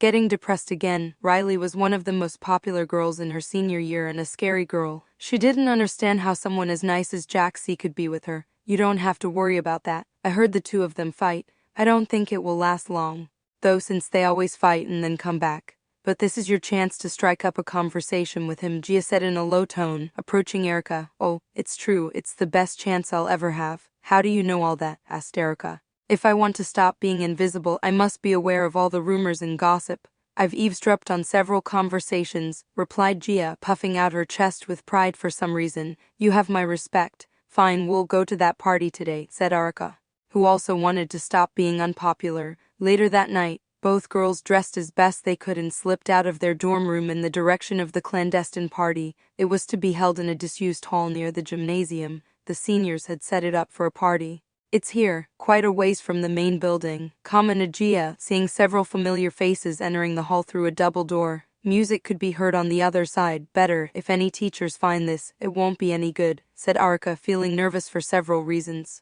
First, because it was a clandestine party. If they were caught, they would be punished. Second, because they had to leave their mark, something she saw as unlikely. Let's go before they close, said Gia, taking Erica by the arm and walking quickly. Stop, only seniors are allowed, said a tall dark-haired boy who was standing guard at the door. We're seniors, said Gia, and the boy looked at her strangely. As much as he wanted to make memories, he couldn't remember either of the two girls. We had a class with you today, Archie, in advanced werewolf transformation. I sit on your right side, Erica said. Oh sure, come on in, said Archie, not remembering, but since they knew where he sat in the advanced werewolf class, it must be true. As they were about to enter, three girls blocked the exit. The middle one was a tall brunette with long black hair. Gia and Erica recognized her as Riley Briel, the most popular and bad girl in their grade. No half-breeds allowed at this party, Riley said with an evil grin, sipping alcohol from her glass. Oh, it was the half-breeds, thought Archie, remembering that there were two half-caste outcasts in his class. As far as he was concerned, he didn't care about such things. He didn't discriminate, but he wouldn't pick on Riley to defend them either. Oh, come on, Riley. Before Gia could continue speaking, Riley spilled her entire drink all over her, drenching her with alcohol. Don't say my name with that foul mouth, half-breed. You're the worst of the two. A half-normie, half-werewolf. Sharing a class with you is a disgrace, Riley said with contempt towards Gia. Close the doors, Archie. Everyone's here, added Riley, going back inside with her friends. Archie took one look at Gia and Erica, and without thinking much more, he closed the doors. Are you okay, Gia? Asked Erica, concerned to see her friend soaking wet. Yes, let's go back, said Gia in a low tone, wiping her face a bit and turning around to go back to her bedroom. Her mood was no longer positive like before. Her eyes were watery, but she held back the urge not to shed tears. Where are you going? That's not the way to the dorm, asked Erica. I want to clear my head a bit. You go back first, replied Gia, and she left Erica behind, who sighed and let her friend be alone. Is it so different that I'm half-normie? Thought Gia, depressed as she wandered the deserted corridors of Nevermore. For some reason she remembered Carrie, a girl from a novel who is bullied by her classmates and ends up making a massacre at her school thanks to her psychic powers. Carrie was a book she loved. However, she wasn't thinking about doing a massacre. She just felt that she had some similarities to Carrie. With depressing and unoptimistic thoughts, she turned a corner, and halfway down the aisle she noticed a boy looking at a vending machine. This fucking machine, cursed the boy, who was wearing a black Adidas sports outfit with white stripes. His hair looked freshly wet. He looked like he had taken a bath. Over his neck he wore a white towel. Luke Poe, thought Gia, dumbfounded, immediately recognizing the boy cursing at the vending machine. Seconds ago she was thinking about Carrie, and the boy in front of her was the person who wrote said play. Everyone at Nevermore knew this boy, even though he was a 10th grader. Even the seniors knew him. He was arguably one of the most popular people at Nevermore and the most famous. No doubt because of his reputation as a successful writer, a famous and successful 15-year-old writer. His work, Carrie, sold over 1 million copies the first year it came out. He belonged to the Poe family, which, despite being the only living member, was still an old and famous family of psychics. His great-great-grandfather, Edgar Allan Poe, was very famous in both the Norman and Outcast worlds. On top of that, He had swept the floor with 2 older students last year. A video came out of him aggressively and overwhelmingly defeating them.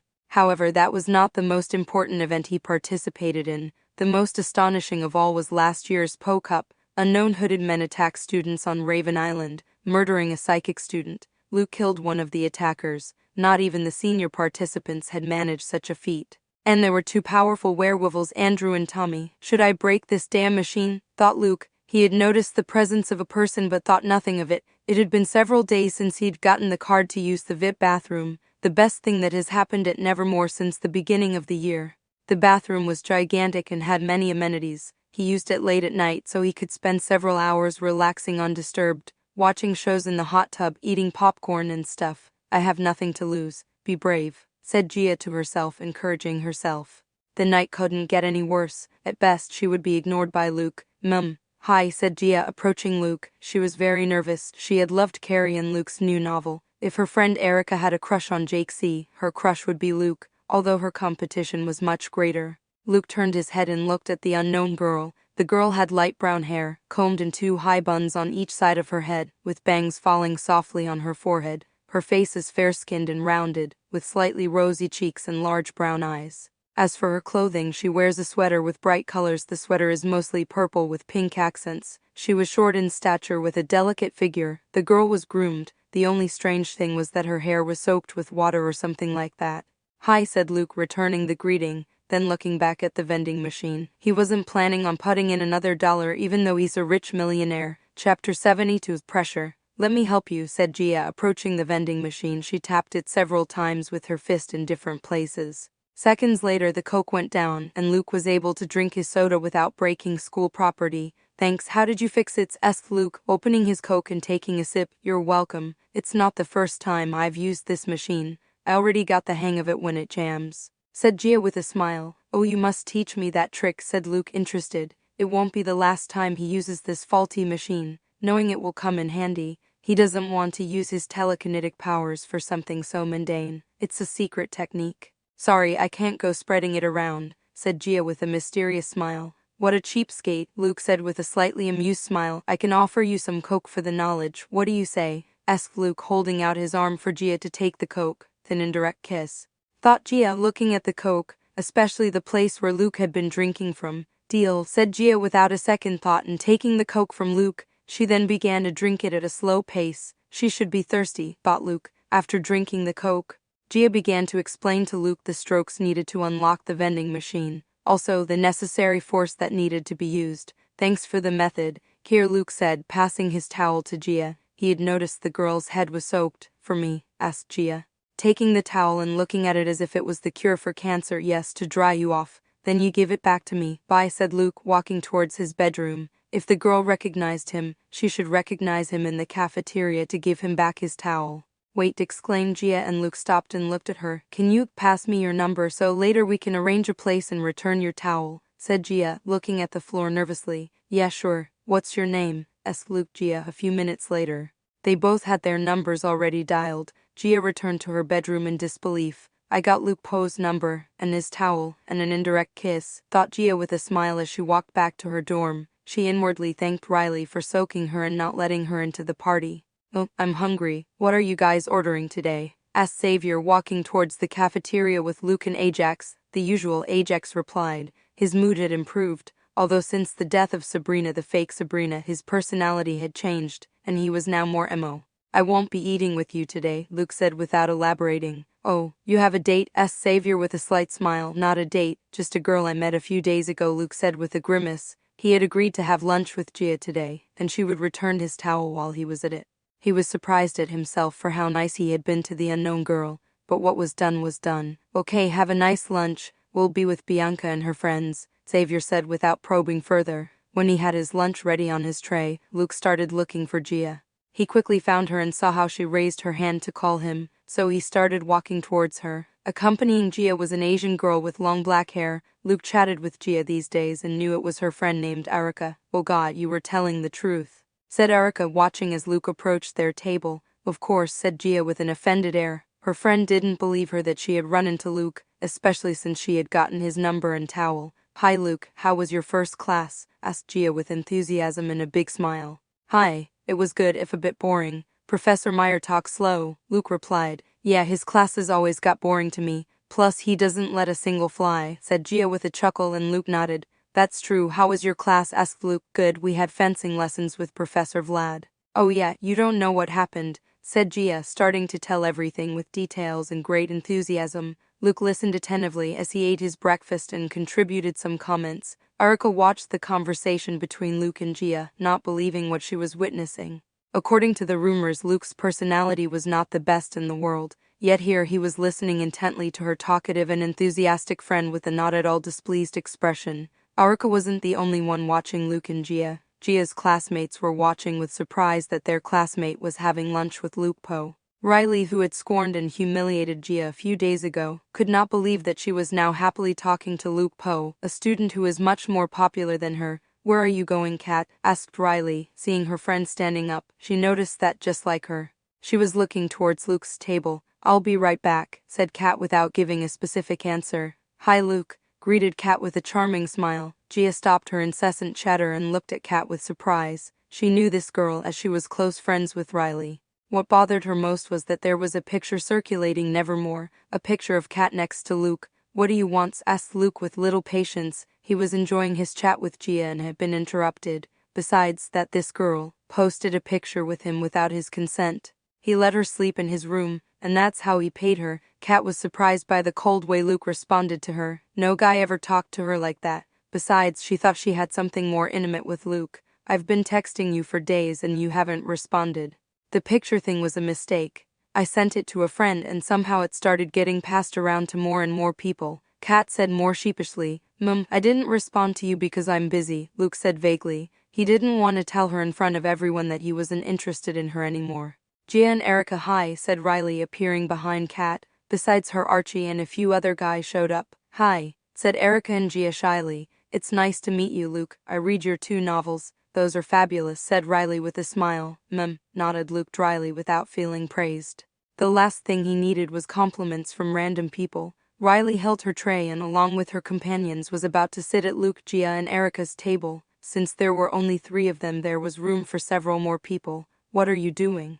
Asked Luke, losing what little patience he had. The last thing he wanted was to share lunch with people he didn't know, enough that he had to put up with Gia's friend, who kept staring at him while he ate. Can't we sit here? We're Gia and Erica's classmates, Riley said. Gia cursed in her mind what a scoundrel Riley was, but she didn't dare to say anything against her. Luke, although he didn't know about the problems between Gia and these classmates, could tell from Gia's shy attitude, so he doubted that she would get along with these people. You are her companions, but not mine. Go back to your table, Luke replied dismissively, waving them away before he lost any more patience. The dining room fell silent. Everyone was watching the scene going on at Luke's table. Xavier and Ajax from their table were shaking their heads. Wednesday, who was eating breakfast alone in the corner, watched with little interest. If it had been her, she would have swept the floor with those flies by now. Have respect for your seniors, boy, exclaimed Archie angrily. He wouldn't tolerate such a disrespectful brat. Respect, thought Luke with a frown. A vein stood out on his forehead. He was eating quietly, and these people came to bother and wanted to sit down without even asking. Luke extended his hand towards Archie, curling his fingers slightly in a gripping gesture. Suddenly Archie felt as if an invisible hand was strangling him. His eyes widened in panic, bringing his hands to his neck trying to free himself, but no one was strangling him in sight. Kat, Riley, and the others in their group felt an overwhelming pressure that almost brought them to their knees. Should I kill the shits? Wondered Luke. Archie gritted his teeth hard. For every second that passed, the force clenching him increased, and he had less airs and graces. As for Kat, Riley, and the others, he just used his telekinesis to generate pressure as if gravity had increased. This personality is correct to that of the rumors, thought Erica, looking at Luke with some fear. Although she enjoyed watching Riley suffer, she annoyed them for a long time now. She had it coming. In a moment, the pressure was gone. Kat and the others were able to stand and move normally again. Archie was on his knees, breathing heavily. Beat it before I change my mind, Luke said coldly, looking at Archie. He had enough of putting up with bullies at his normie school. Now he could use his powers to put them in their place, although to an observer he looked like the bully. Archie was helped to his feet by his friends, and they began to walk as fast as they could away from Luke. They all remembered that the person in front of them had murdered an outcast last year, so they had no more battle spirit. See you later, Gia, Erica said Riley under her breath, glaring hatefully at the two girls. She wouldn't let this go. They wouldn't have Luke's help at all times. Both girls put on an ugly expression. They would never be able to defeat Riley, let alone if he had the support of her friends. "Oh, that's a threat?" asked Luke, raising an eyebrow. The pressure around Riley suddenly increased. Within seconds, she was on her knees, struggling to keep from being crushed to the floor. "If I ever found out you tried anything against Gia or her friend, I won't let it go," said Luke, increasing the pressure. He'd had enough of breaking up with Enid because of the Spellmans. At least he would defend Gia from these idiots. Why was he doing this when he had only known her for a few days? Because he could and he wanted to. Sweeping the floor with them wasn't hard for him. And he had taken an interest in Gia. At least he would help her with her bullies. "Is he defending me?" thought Gia with flushed cheeks. "What's going on here?" asked a professor, rushing towards Luke's table. Luke deactivated the pressure on Riley, allowing her to breathe normally. "If you have a problem with her, just tell me, okay?" said Luke, looking at Gia pointedly. "Yes," replied Gia, blushing, looking at Luke shyly. "See you later," said Luke, standing up. He had already lost his appetite and didn't feel like explaining to the professor what had happened. In a few seconds, he disappeared from the cafeteria. Chapter 73's Increased Prestige. Several days have passed since Luke met Gia. Their relationship has improved these days. He finally met a girl he could watch a movie with, focusing on the damn movie. Gia had similar tastes to him in video games and series. She could be considered an otaku. Their conversations were much more interesting and fun than with the other girls he'd been with this past while. Also, they hadn't had sex, just a few kisses. Luke's opinion of Gia grew. She wasn't an easy girl. The first time she went to his room, she didn't sleep with him. Moving on to other issues more important than their current relationship, 2 murders occurred in Jericho. One of the victims was a normie high school girl from Jericho. She was found murdered and mutilated in the vicinity of the forest. The other victim was an elderly man well known to all Jericho neighbors. He always took a night walk. He was found mutilated on one of the paths. This could mean that the crazy Professor Normie has already set in motion the plan to revive Crackstone using the hide, or it is the Spellmans who sent some crazy creature or person to murder him. It wouldn't be very smart for him to murder people, as he would be tipping Luke off when he arrived in Jericho. So Luke believes that the first option is the most viable. Because of the butterfly effect he provoked, the events of the series were happening before their time. Although he didn't care much about it, he didn't consider the series a good reference. Because of the differences in powers and stuff, Luke wanted to read Professor Normie's mind, but he didn't do it. Some artifacts protect your mind, in a school with psychics who have such powers. The school could have given Normie ways to protect herself, or she could have artifacts since her mortal enemies are the outcasts, and she should know their powers. Another event that followed in the footsteps of the Netflix series was the assassination attempt on Wednesday. Luke learned of this from Xavier, who witnessed by chance how a gargoyle fell from the sky straight at Wednesday's head. The difference was that here Xavier had no time to intervene, as Wednesday destroyed the gargoyle without difficulty. With this, Luke was able to confirm that Rowan is still trying to assassinate Wednesday because of the prophecy, which seems to remain unchanged. However, if he wants to assassinate Wednesday, he will have to come up with a very meticulous plan, as Wednesday swept the floor with him in the fight they had on Raven Island. With this, he could also confirm that Rowan had already joined the Nightshade Society. In this way, he found the prophetic drawing left by his mother when she was a student. It was strange that an unpopular person like Rowan could join the Nightshade Society, but it could be explained that he joined because of his family background, since his mother was an old member of the Nightshade Society and a famous outcast. He was able to get in.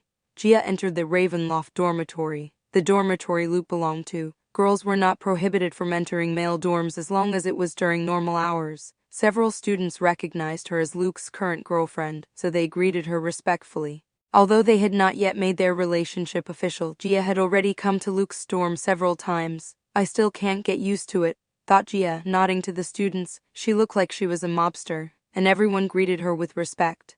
This was because all the students in the Ravenloft dorm had great respect for Luke, since he humiliated the students in other dorms in the Po Cup. Even though it was cancelled, they had come to Raven Island first, and he killed one of the culprits of the attack. He was like a symbol of power and pride for the students of Ravenloft, especially for the students in the same year as Luke and a year younger. Unbeknownst to Luke, his prestige had increased compared to last year when he was rude to everyone and no one liked him. Although from his perspective not much had changed.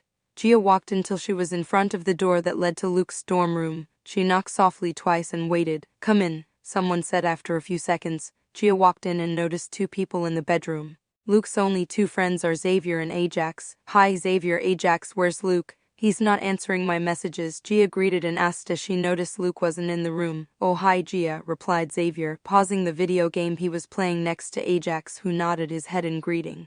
If he's not answering your messages, he's most likely training. He puts his cell phone on silent, added Xavier. Xavier remembered the intense training Luke does every day and felt a shiver run down his spine. Since he came back from vacation, he not only trains his telekinesis, he also does weights and martial arts. Once he wanted to join him in training, a big mistake on his part. The next day he felt all his bones and muscles sore and he found it hard to walk and climb simple steps, despite his outcast physique. Which gym? Asked Gia.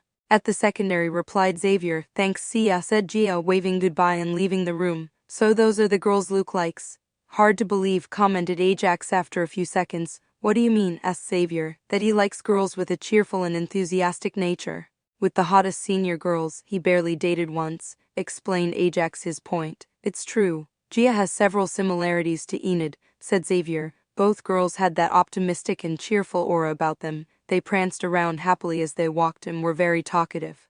That's what I'm talking about. The last thing I thought was that Luke liked those kind of girls. I was picturing more of a Wednesday Addams, Ajax said after thinking about which girl might click better with Luke's personality. Wednesday Addams? That girl has a worse personality than Luke, said Xavier with a strange look on his face. Although he found Wednesday very attractive, her personality was very bad. Everyone who wanted to talk to her left in a panic in less than 5 minutes. Her tongue was biting and acidic. She did not hold back in her comments and seemed to see everyone as annoying flies. Since Nevermore began, Wednesday became an outcast. Being an outcast at an outcast school was a difficult feat to accomplish. Worse, don't you remember Luke at the beginning of last year? Asked Ajax. That's right, said Xavier, unable to argue. Luke last year was just as rude as Wednesday was now. He saw everyone as an annoyance and didn't want to talk to anyone. Thanks to Enid, he managed to open up more and stop being so grumpy. Speaking of something else, are you going to the Harvest Festival? You could invite Sarah. She's been interested in you for a while now, asked Xavier.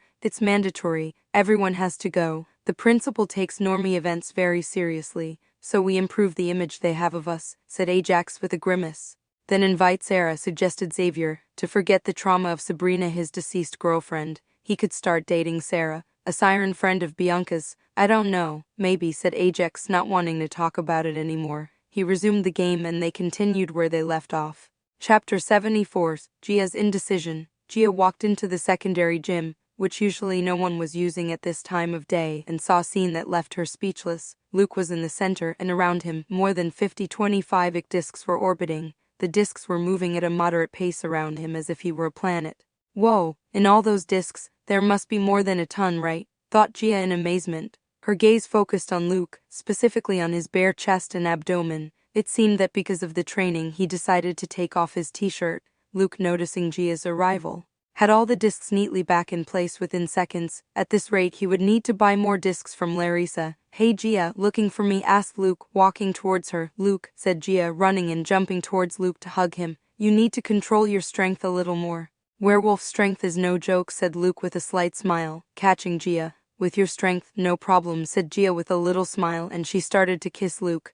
That's not what this is about, Luke thought. No matter how much he trains his muscles and strength, he will never reach the physical strength of a werewolf. Even if she is a half-normie, half-werewolf, he can beat her with his telekinesis by directing it into his arms. It's like an enhancer, but he doesn't win at our base physics. If this is a dream, I don't want to be woken up, he thought, Gia increasing the intensity of the kisses. Never in her best dreams would she imagine she could be in a relationship with Luke Poe. A crush is a love that seems impossible, but here she was, kissing Luke like she was his girlfriend, even though they hadn't made it official yet.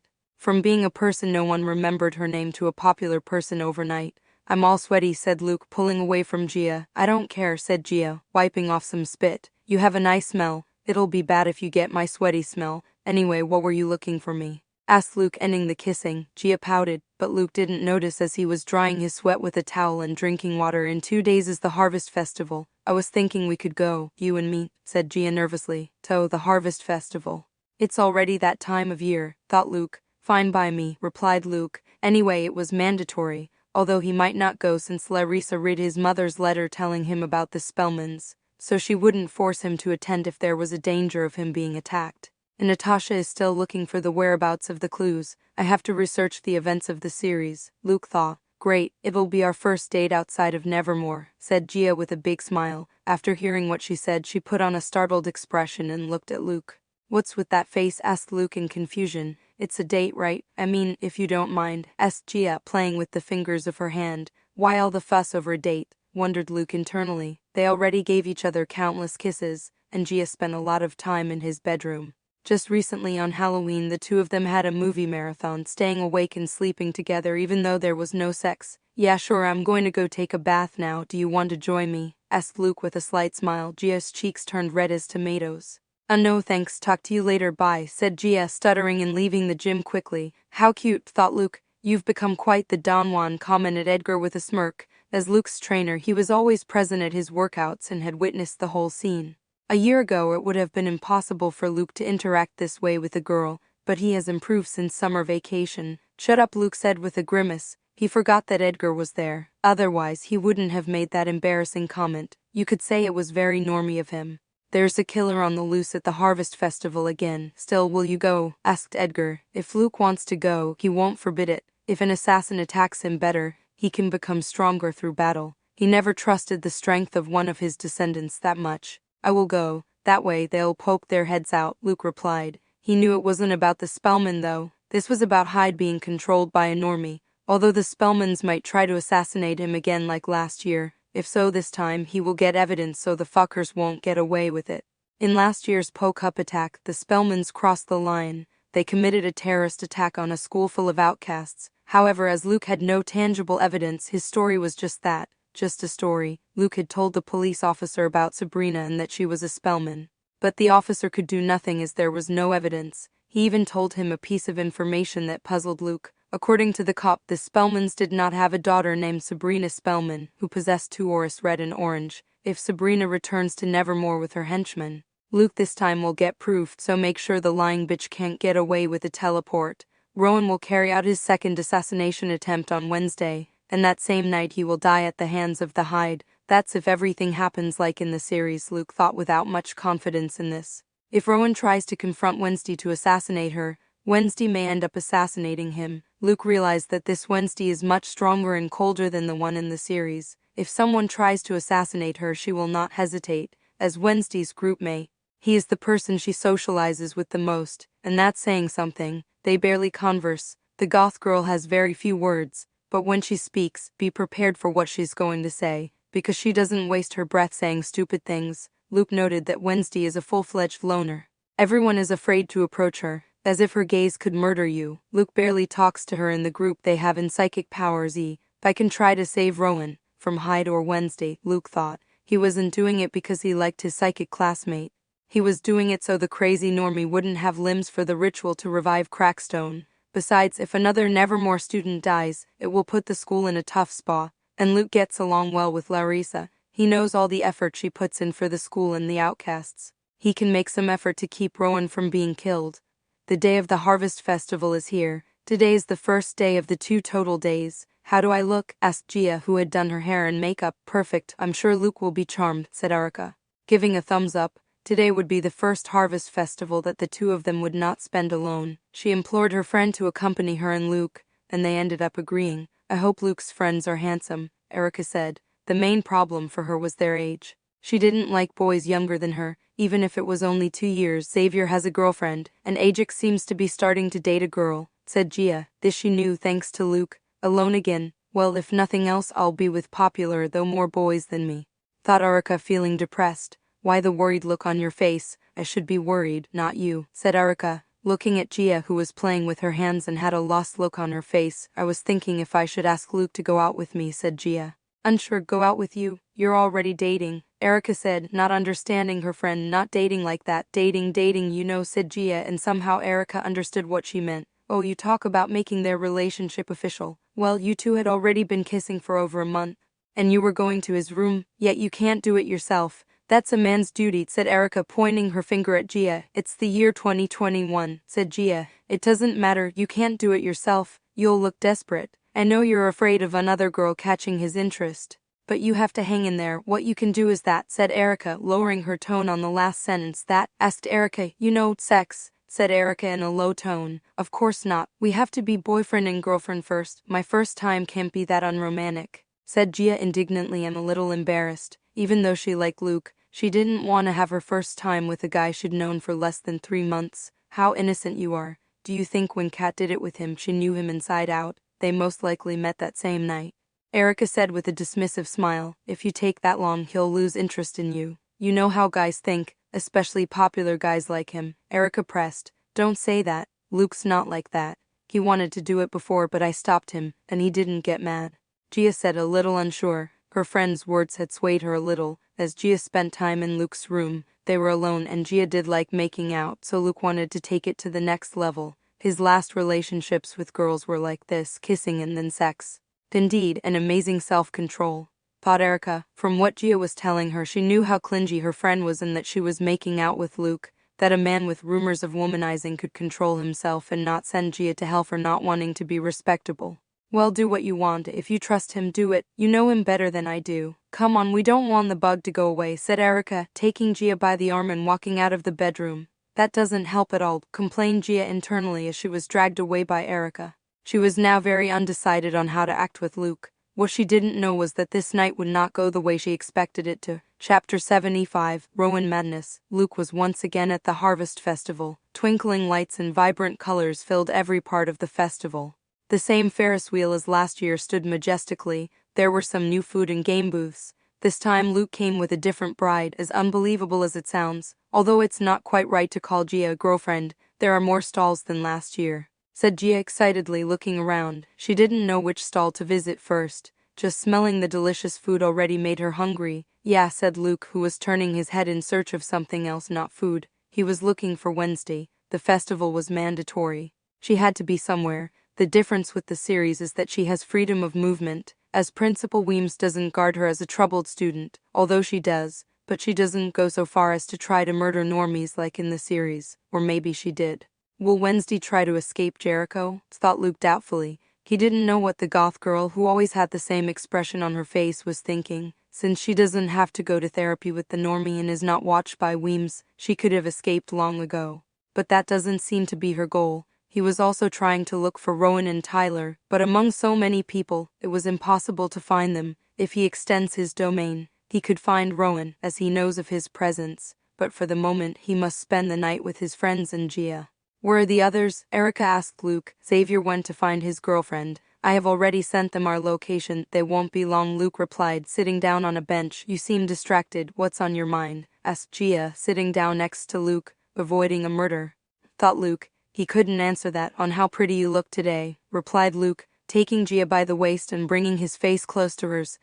Thanks. I got all dressed up for you, said Gia, blushing and bringing her lips close to Luke's. Damn clingy couple, thought Erica. Luckily at that moment Xavier and the others arrived. Sorry I'm late, Luke, said Xavier, walking towards his friend, who was always ranting if he had to wait. His friend was not identified as someone who was patient. Besides Xavier there were Bianca, Ajax, Divina, Yoko, Kent, Divina's twin brother, and a girl whose name Luke didn't know. He only knew she was from the group of sirens following Bianca and Enid. Luke, upon seeing Enid, instantly pulled away from Gia and stood up. Hey everyone, Luke said, greeting the group with a strange look on his face. It had been a long time since he had hung out with Bianca, Divina, Yoko, and Enid. His gaze met Enid's. I hope you didn't mind the tardiness. If Xavier knew how to read the cell phone location properly, we would have been here 5 minutes ago, Bianca said with annoyance. It's not my fault. The internet here stinks, Xavier said with a scowl, and the two started arguing as usual. The others seemed to be used to it and left them. They are? Asked Kent, looking at Erica and Gia behind Luke.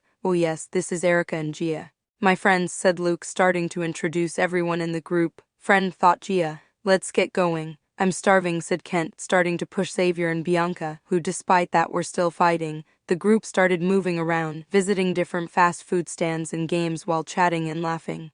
Be careful with the blonde girl dressed in pink. She's Luke's ex-girlfriend, commented Erica in a low tone. Approaching Gia, Luke was talking about video games with Ajax, and every so often he would slyly glance at Enid. Enid did the same. Yeah, I know, said Gia with an unsure expression. She had noticed how Luke was looking at his ex-girlfriend. Don't be insecure, just stick to him and show dominance, said Erica, pulling Gia towards Luke. What's wrong? Asked Luke, seeing Gia hugging his arm. He felt something spongy on his arm. I want to try that, said Gia, pointing her finger at a game stand. It was the first thing that came to her mind. Okay, let's go, said Luke, walking toward the stand. It was a balloon popping booth. Then it was different games until they came to one where the targets were moving ducklings, each with a different score. There were smaller, faster ducks that scored more points than the larger, slower ducks. With a toy rifle, you had to shoot them. Look at the best prizes, said Gia, seeing 3 huge stuffed animals. They were a unicorn, a cute, giant-sized kitten, and a cute elephant.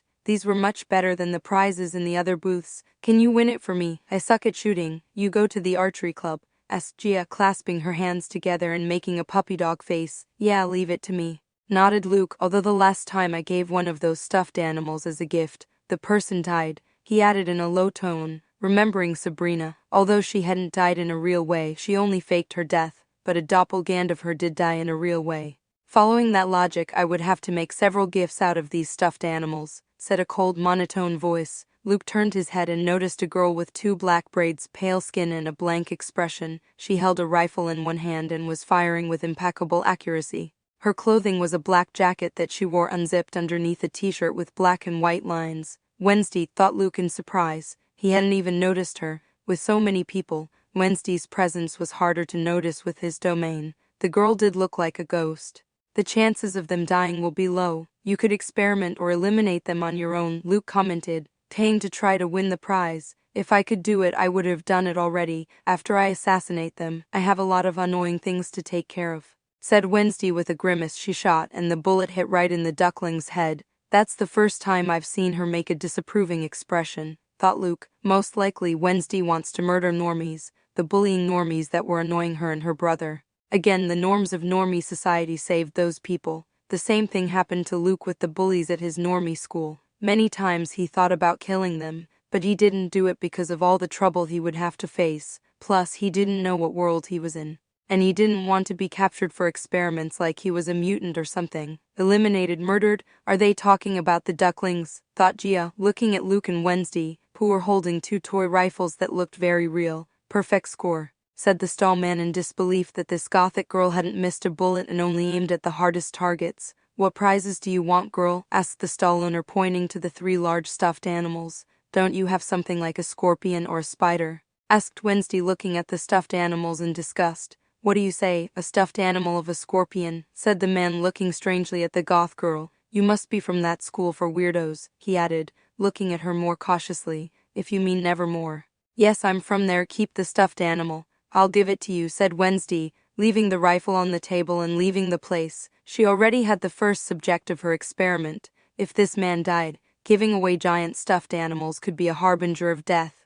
Your turn, kid, said the man, shaking his head. Luke, who started shooting, he had to finish quickly and follow Wednesday. His aim had improved, but it was not up to Wednesday's level. He could only reach her if he used his telekinesis to maneuver the bullets. Minutes later, his turn was over. He scored enough for one of the 3 plushies Gia wanted. You choose. I have to go to the bathroom, Luke said, leaving Gia at the stall with a confused expression. He widened his domain and began to look for Wednesday's presence. Among so many people, it was difficult, but he found her after a few minutes. The girl was already away from the fair. She seemed to be heading into the forest, following another person Luke recognized. It was Rowan. Luckily, I'll make it in time, Luke thought, starting to run in Wednesday's direction. Hey, Luke. Where are you going? Asked Xavier, stepping into Luke's path, who almost collided with him. Luckily, he managed to stop. No time to explain. Follow me, Luke said impatiently as he dodged him and started running again.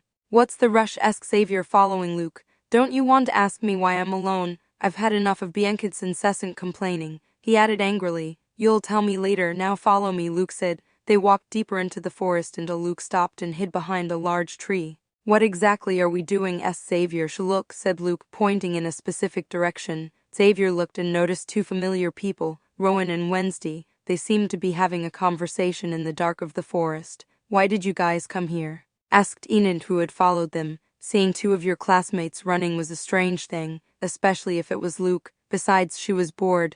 Bianca was in a very bad mood. Doko and Divina seemed to be on a date. Kent was getting along very well with the girl named Erica. Lastly, Ajax was improving his relationship with Sarah. Enid, come closer and watch, Luke said, waving his hand. Enid curiously approached Luke and watched her roommate talking to a bespectacled boy she recognized but hadn't seen much of. "What's wrong with Rowan? He looks deranged," Xavier commented. Rowan's appearance had badly deteriorated. "I don't know, let's try to listen," Luke said, sharpening his hearing. "I don't have time to explain, but you're in danger," said Wednesday in a serious tone to Rowan. Usually she wouldn't worry about a person's well-being, but she had just had a vision of Rowan dying horribly. At this comment, Rowan only laughed, puzzling Wednesday. "Why is he laughing?" asked Enid in disgust. It gave a very bad feeling to Rowan's laugh, and his face seemed to have aged these last few days. "You got it backward. You're in danger," exclaimed Rowan, reaching out his hand and wanting to immobilize Wednesday with his telekinesis. However, Wednesday vanished into the shadow before she could be immobilized and appeared elsewhere. "What are you doing?" asked Wednesday, confused and at the same time in an icy tone. "I save everyone from you. I must kill you," said Rowan with an increasingly unhinged expression. With both hands using them as a focus, he pointed at a tree, which in a few breaths pulled it from its roots and floated. "He's gone crazy?" asked Enid in exultation. The ears of the outcasts were superior to those of the normies. Despite the distance, the three could hear what Rowan said. "Looks like he improved his strength," thought Luke, not very impressed. A tree weighed about 300 to 400 kg. But looking at Rowan's exhausted face, it seemed that was his limit. "So it was you who tried to assassinate me with the gargoyle. A lazy assassination attempt. You should try harder," said Wednesday, not scared at all. "Shut up," shouted Rowan, throwing the tree at full speed to crush Wednesday. If that tree hit Wednesday at that speed, it would make mincemeat out of her. However, Wednesday didn't move. Dark energy began to swirl in her hand. Quickly, that dark energy took shape, solidifying into an all-black scythe that emitted a gloomy, icy aura. Wednesday made a slashing motion and the scythe cut through the tree as if it were tofu. Before Rowan could panic, the girl appeared very close to him, moving through the shadows. "Holy shit," thought Rowan, creating a barrier around his entire body. Wednesday hit the barrier with her scythe. On the third hit she destroyed it completely, and Rowan was exhausted. He wanted to give all his strength to that barrier, but it didn't hold 5 hits. "This is bad," thought Rowan with fear, seeing Wednesday's pale face that in the darkness stood out more. Her dark eyes, which looked like the abyss, looked at him without emotion. Chapter 76, Hide Attack. Rowan looked at the ground in terror. Dark hands came out of the ground and began to imprison him. They looked like the very hands of hell. His whole body was covered with these, and he could no longer move. Rowan's eyes were also covered, and he could see nothing. Wednesday knew he could activate his telekinesis with his eyes, as he was one of the focus. "You put up a better fight than last time. It's still disappointing though. Before you talk about killing me, you should get stronger," Wednesday said in an icy, unchanged tone. The only thing that confused her was her vision. Would she be the one to kill Rowan? She planned to kill him, but not in such a horrible way. She would behead him. She wouldn't torture him. She didn't have time for that. "Will she kill him?" asked Enid, looking at Wednesday, who was aiming at Rowan's neck with her dark scythe. "Most likely yes," Luke replied without hesitation. "I know that's her right, but maybe it's too much. She could hand him over," Xavier said, though he had no plans to intervene. Since Wednesday defeated him handily, she could be merciful and just turn him over to the outcast police. "Why do you guys take it so easily?" asked Enid with a frightened look on her face. She didn't want to witness another murder. "Such is the way of the outcast society." "You're very kind, Enid," replied Luke, looking at Enid. "It's weird that you understand it so well when you lived in a normie orphanage," commented Xavier. However, Luke didn't hear him. Enid and he were staring at each other. "Is it bad that I'm nice?" asked Enid, staring at Luke. "Of course not. It's just that being so nice would put you in difficult situations if you run into people who want to murder you," replied Luke. "Is that why you left me? Why were you afraid to put yourself in difficult situations because of me?" asked Enid. She knew about the grudge between the Spellman family and the Poe family. Her werewolf family was among the most important in America's outcast society. Luke didn't know what to say. Luckily, Xavier intervened at that moment. "Look, Rowan is showing her something," he said, and they both stopped their chatter. "The girl in the drawing is you. My mother drew that picture 25 years ago when she was a student at Nevermore," explained Rowan, who was on his knees, unable to see anything. Wednesday held up a drawing showing a girl who looked like her behind her, a burning and shattered stage. "You want to murder me over a simple drawing? That's new," commented Wednesday with a raised eyebrow. "My mother was a powerful seer. She told me before she died that you would be the cause of the destruction in Nevermore," Rowan said angrily, but unable to break free. "There's someone else here. Who would that be?" asked Wednesday without giving Rowan's tantrum a second thought. Behind the supposed girl who was her was a tall boy with almost blonde brown hair sitting on a shattered column. "Luke Poe," replied Rowan. "Me," thought Luke in surprise. He didn't know he would enter the prophecy. "Why didn't you try to assassinate Luke Poe? Do you think I'm weaker than him?" asked Wednesday in a more icy tone. She pressed the Sith harder into Rowan's neck. As Wednesday was about to decapitate Rowan, a deafening roar was heard in the place. Out of the dark forest jumped a grotesque and horrible creature. The creature had a muscular body with dark gray skin which looked wrinkled and taut over its bones and muscles. Its posture is crouched, with a hunched back. The head is large in comparison to the body, with a face that has human features but is extremely deformed. The eyes are large, round, and bright red, standing out aggressively on its face. The mouth is wide and full of sharp, uneven teeth. On the top of his head he has a sparse amount of brown, messy hair. Its arms are long and end in huge hands, with elongated fingers ending in sharp, pointed claws. Luke recognized the creature immediately, a hide that exuded a very high murderous intent. The hide leapt toward Rowan, pointing its sharp claws. Wednesday, recognizing the threat, faded into her own shadow. "What's going on?" asked Rowan, but just then he felt an excruciating pain in his back, sharp claws tearing at his skin. Luckily, before the claws tore him further, he was moved by an invisible force at an incredible speed. Rowan, who no longer had shadows covering his eyes, looked up, recognizing Luke, who had taken a step and was looking at the hide with a slight smile. "Luke, why did you save me?" asked Rowan with pain all over his back. "If Wednesday wants to murder you, I'll allow it. That's her right. However, I can't let an unknown hide murder a fellow student at Nevermore," replied Luke. Rowan, before he could say anything, passed out from the pain and blood loss. Plus, he was already exhausted from all the power he used earlier. "He's losing a lot of blood. He needs to be attended to immediately," said Enid, approaching Rowan and doing a quick check.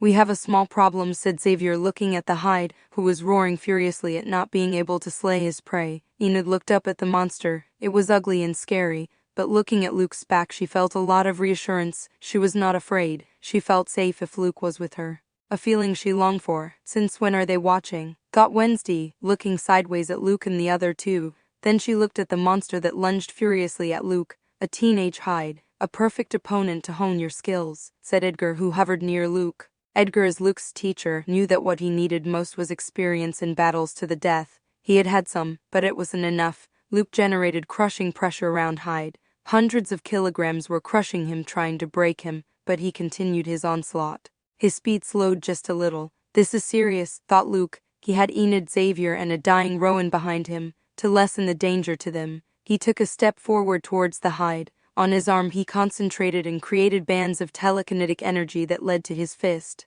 First, he waited for the hide to attack him. His speed was superhuman, the fastest speed he had ever faced. However, his observation haki allowed him to dodge the monster's claws by inches, which left a trail of cutting and dangerous air, without missing a beat. Luke threw his fist forward, aiming it at the monster's face. Upon impact, bands of telekinetic energy are released with explosive force. The monster's face deforms from the blow, and in the blink of an eye, it is thrown backward like a rag doll, flying through the air and landing with a thunderous crunch several feet away.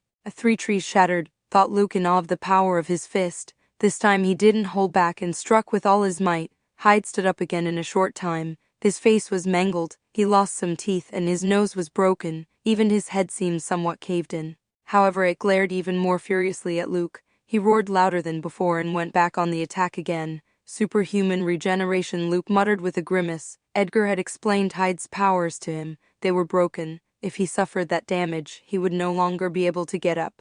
The price of those powers is to be a horrible, uncontrolled monster. Luke didn't try to immobilize the hide. He knew it was useless. He didn't have what it took to hold him still. His strength was too much. He controlled the tree that split Wednesday in half and sent it flying at the monster from different places. One log from the front and another from the back. He increased the speed of the logs, making them more powerful on impact and harder to evade or attack. The hide used its claws to destroy the log from the front. His claws were left in bad shape and bleeding. It was no joke that more than 300 ink are coming at you at a high speed. In defending himself from the first log, he was left defenseless with the other log impacting his back. Luke thought it would go through him, but it did not. The hide's grayish skin seemed very tough.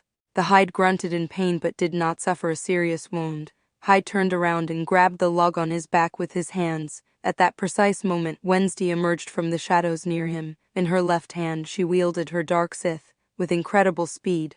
Wednesday swung her scythe at Hyde's face, aiming for his huge ugly red eyes. The height of the two was uneven, but the scythe released waves of dark energy that reached Hyde's eyes and cut them. Roar! The Hyde roared in pain. The eyes were a sensitive area. His roar was one of pain and fury. Unable to see, he began to wave his long arms to all sides. Wednesday vanished and appeared away from him. Luke knew he had to take advantage of this opportunity. The Hyde's eyes would recover in a short time. Before that, he must do more damage to him. Chapter 77's Unilateral Beating. Two trees behind Luke broke loose from their roots and floated within seconds. Luke's speed in getting two trees out of the ground was much faster than in the past. The trees headed upwards towards the Hyde. After that, one tree came down at high speed until it hit Hyde's head. Immediately the other tree came down and hit the Hyde again. He used the trees as hammers. 2 blows, 3 blows, 5 blows. The trees took turns smashing the Hyde. A cloud of dirt and dust rose. Only the sound of the collision between the trees and the hard skin of the Hyde could be heard.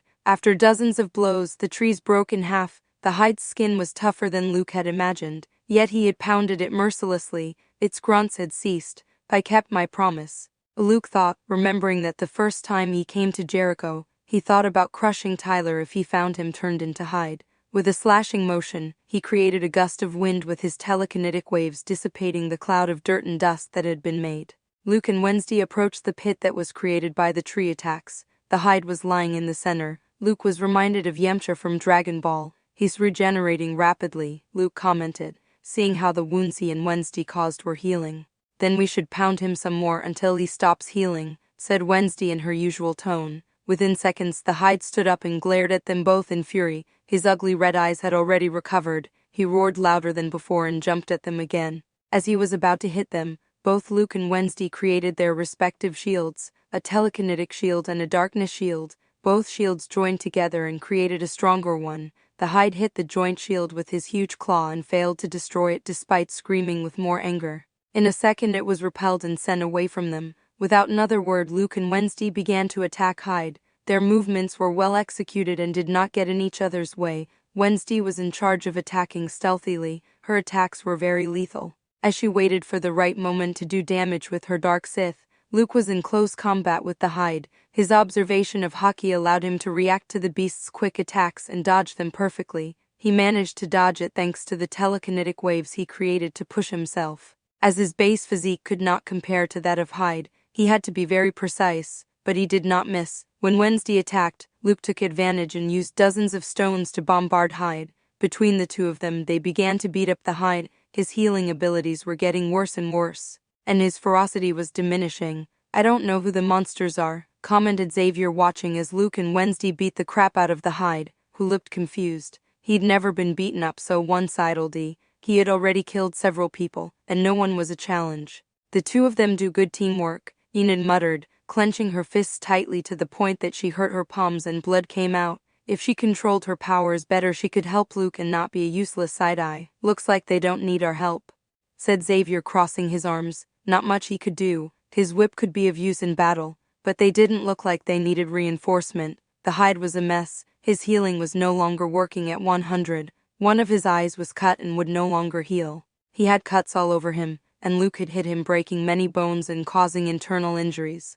What's up, monster? Where's your previous ferocity? Asked Luke, walking towards Hyde, while snapping his fingers. On his face was a maniacal grin. He was already savoring the last blow that would break the beast's skull. He would no longer be able to heal as before. You put up more of a fight than Rowan. Your head will make a nice decoration in my room, said Wednesday, walking towards the Hyde. She held the scythe, and with her pale face she looked like the Grim Reaper himself. She was already savoring the moment when the monster's head separated from his body. She had done well to come to Nevermore. Luke and Wednesday looked at each other sideways. This would be a competition. The first one to get to the Hyde and give him the final blow would win. Just then out of a bush came several people. What's going on here? Asked a girl they all recognized. It was Bianca. Besides her came Gia, Erica, Devana, Yoko, and Kent. The bad thing was that they had come out of a bush near the Hyde, who was watching them with his only functional eye. With his last strength, the Hyde jumped towards the new group of people. They were not as scary as those two. The strength of these new people didn't seem like a big deal to the monster. The Hyde was advancing at an alarming speed, its sharp claws extended toward Bianca and the others, who were petrified with fear at the sight of a horrible monster running towards them. Shit, thought Luke as he sped towards the hide. He noticed that the ugly beast was looking with one eye at Gia, as it was closer than the others. Wednesday, who was about to follow the hide, noticed how Luke moved at a much faster speed than before. His feet don't touch the ground, thought Wednesday, stopping instead. Luke was flying at great speed and caught up with the hide in a few seconds. He spun in midair and directed the heel of his foot toward the back of the moving monster's neck. Boom! The sound of the blow echoed like a cannon shot. Luke increased his strength in the blow with his telekinesis. The method was the same as on his fist but on his foot. His foot connected with great force, burying the monster in the ground. The impact created a large cloud of dust and debris, which rose in a thick blanket around the impact zone, briefly obscuring the view. Phew! I made it in time. Flying is always faster, thought Luke, sighing in relief. He felt a slight pain in his foot. As the cloud of smoke began to dissipate, Luke could be seen hovering over the newly formed small crater. Gia and the others looked with wide eyes at Luke floating near the crater. His stamina is respectable, thought Luke, watching as the hide struggled to his feet, so he motioned for Gia and the others to stay away. The battle hadn't lasted long, only a few minutes. However, the damage done to the hide was high, but here he was getting up. Luke could stay like this all night, as long as he didn't take such dangerous blows as the hide had taken. From in front of Luke came Wednesday, and lowering her gaze she looked down at the hide, who seemed cornered. The hide opened its mouth, and a deafening roar burst from its throat, a sound so powerful that it vibrated the air around him. The roar wasn't just a scream of fury, it was a sonic shockwave that spread like an invisible explosion. Luke backed up until he was close to Gia, Bianca, Ajax, and the others. With incredible speed, he created a barrier that protected everyone from the roar. The ground shook, the leaves of nearby trees shook violently, and birds fled in disorderly chaos. Wednesday had also stepped back and created a dark shield around her. She did not expect a roar to be so powerful and dangerous. Taking advantage of the confusion, the hide jumped and with incredible agility disappeared into the thick forest. His leap covered more than 10 meters distance, and with his claws he helped himself to move between the trees. That's a pity, thought Luke, shaking his head. His barrier dissipated. With his dominance in flight, he could follow the hide and hunt it down, but he wouldn't. It was too much trouble. He didn't think the hide was a threat. Besides, he had to check on Enid's and of course Rowan's condition. It's an impure hide and its strength is great, thought Luke. He had gained some useful information in this battle. Tyler had a normie father. If both his parents had been hide, his strength would have been greater, although he controlled the fight and at no point did he think he might lose or be seriously injured.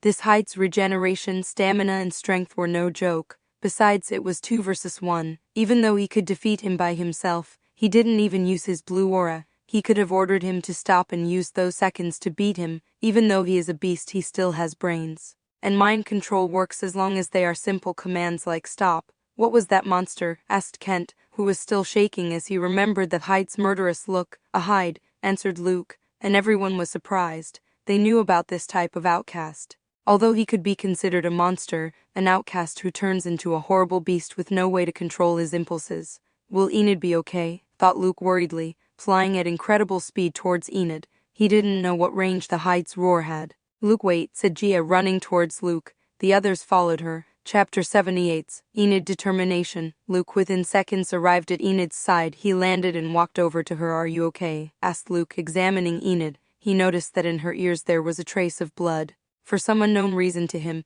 there was also blood on her palms. I'm fine. From a distance, the damage wasn't much, replied Enid with a smile, hiding her hands behind her back. You're bleeding, Luke said, moving closer to her. From one of his pockets, he pulled out a handkerchief and started wiping the blood in Enid's ears. Damn monster, I'll hit him harder next time, thought Luke as he cleaned Enid. Thanks, murmured Enid, seeing Luke's face, which was close to her. Before she could do anything stupid, the others came over. What happened here, Xavier? Asked Bianca in a historical tone. She saw the place destroyed, a horrible monster, and Rowan lying on the ground, unconscious and with a big wound. Shouldn't you ask me if I'm okay? Asked Xavier with a frown. His ears also had blood in them, as did Enid's, but it was nothing serious. That's what I asked, said Bianca, raising her tone of voice. You asked what happened here, not if I'm okay, said Xavier, also raising his voice. Did I hurt your feelings? I thought I was the girl in this relationship, Bianca said with irritation. They keep fighting, thought Luke, rolling his eyes. Stop fighting. Rowan was attacked by that beast. He's losing a lot of blood. He's still alive, said Yoko, bending down and taking Rowan's pulse, who was pale and unconscious. "We must get him to the hospital right away," said Kent. "We won't make it." "His wound is serious," said Bianca, putting aside her fight with Xavier. "He's trying to murder Wednesday." "I guess it's karma," commented Xavier, shaking his head. "What?" they all asked, surprised and unconfident.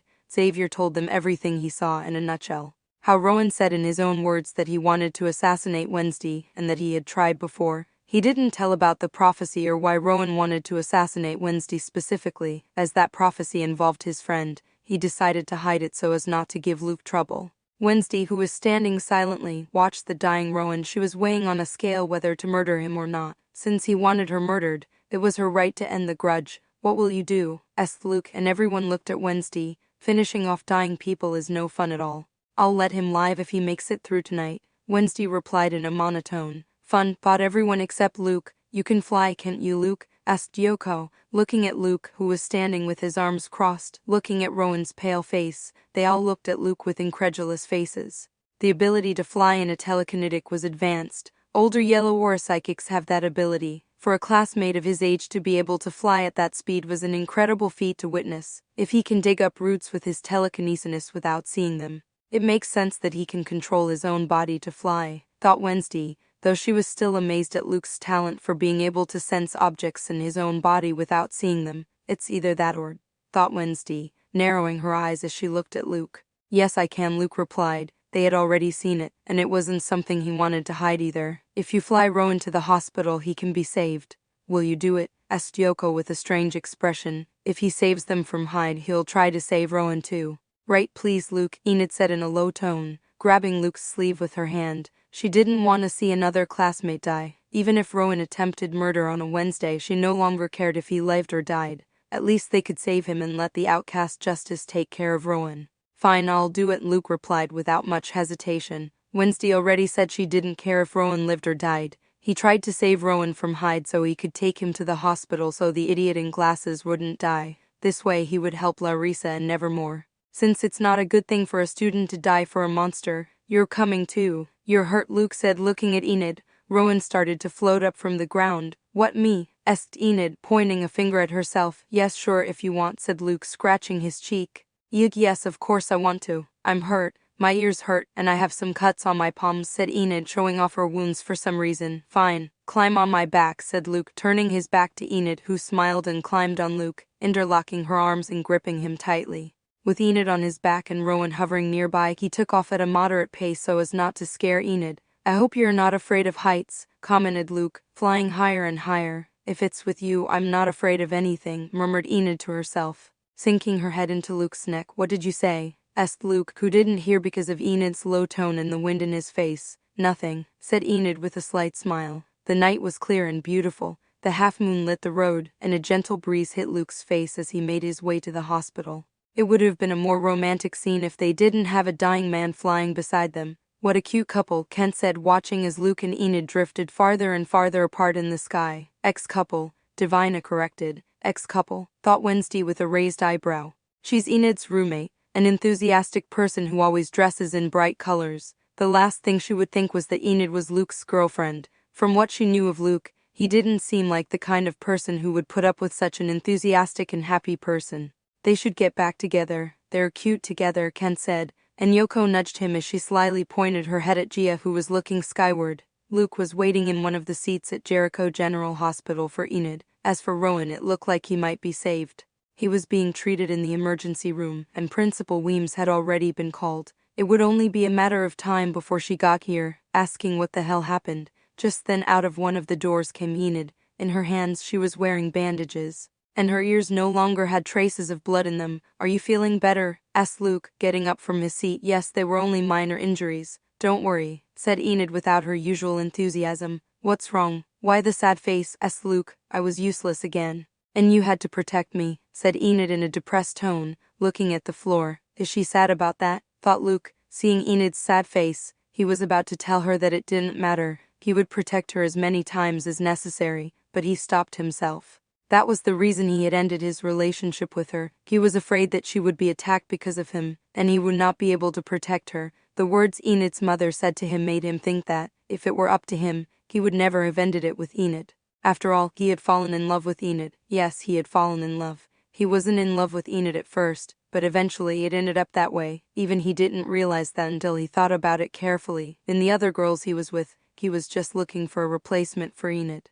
But none of them succeeded. It was strange that he ended up falling in love with a girl so different from him, but it gave a different color to his life. I am far inferior compared to Wednesday, said Enid, clenching her fists tightly. She had seen how her roommate fought, and she was strong. Luke kept silent. If he spoke, all the effort he made to keep Enid away from him would be in vain. That won't stay that way though, Luke, said Enid, suddenly regaining her energy. Yes, asked Luke, surprised by Enid's sudden energy. I'll get stronger. Strong enough not to be a burden and fight by your side, said Enid decisively. Fight by my side, thought Luke. He knew Enid should be aware of the conflict between the Spellmans and the Poe. Her werewolf family was one of the oldest, though she must not think the prestigious Spellman family had demonic dealings. So saying that is leaving between the lines that she will fight alongside him against the Spellmans regardless of the power of this family or the opinion of her parents. If I can be strong enough, you must promise me one thing, Enid added, looking Luke in the eye.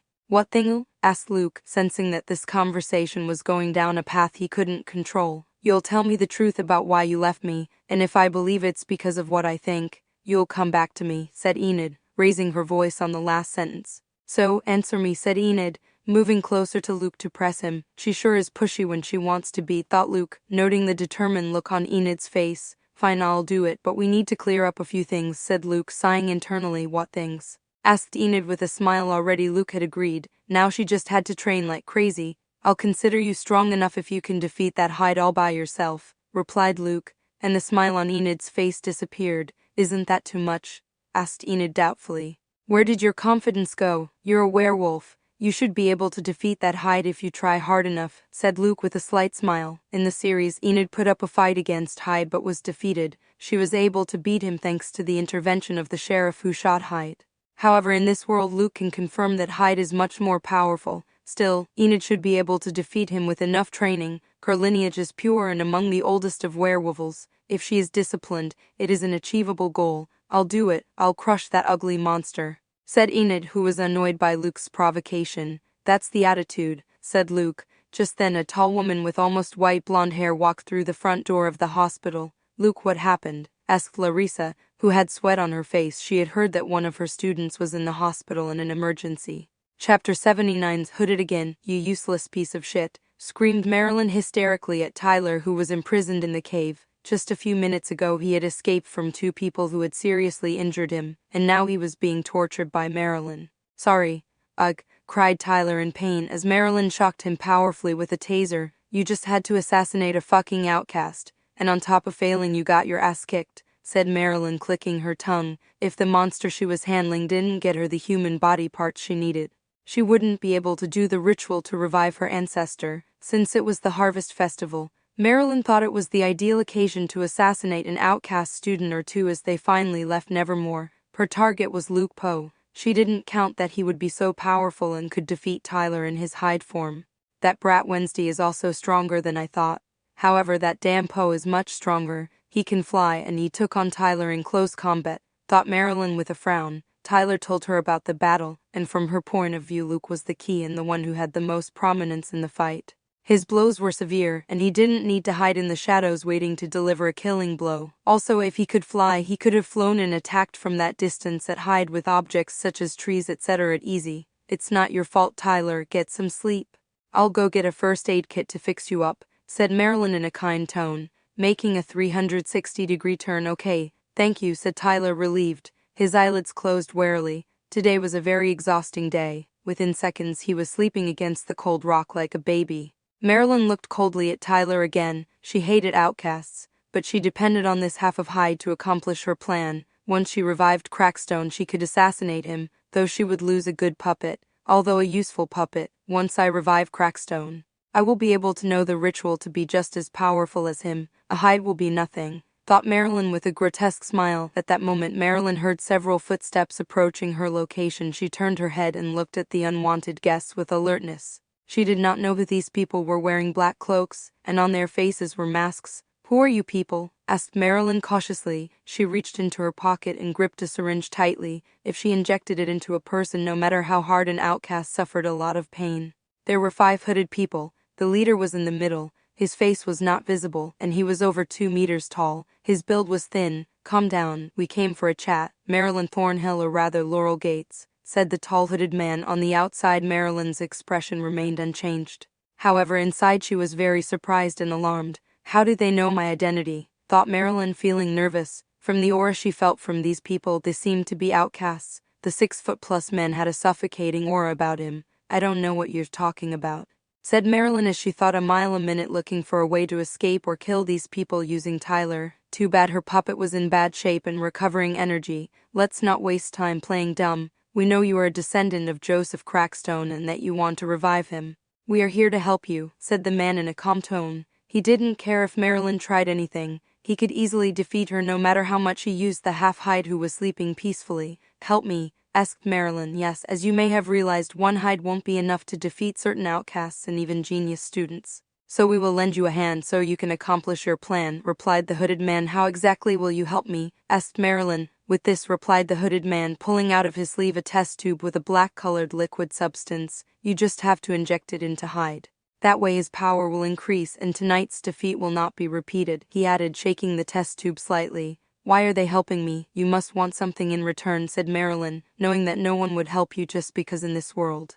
"With the Hyde, you must murder Luke Poe. We know you need body parts for the ritual. Kill Luke Poe and use his body part for the Crackstone revival ritual," replied the hooded man. "So they belong to the Spellmans," thought Marilyn, smiling internally. Now she understood who these people were. As a person who kept to the shadows and her mortal enemies were the outcasts, she gathered a lot of information about them. She managed to learn something of an old grudge between the Spellmans and the Poes that went back over 100 years. The families would not rest until they exterminated each other. And it looked like the Spellmans would win this battle. "Fine, I accept. I'll kill Luke Poe, if that liquid helps me empower my Hyde," Marilyn replied. She wanted to murder the Poe boy anyway. She hated him. In her classes, he was always arrogant and made fun of her.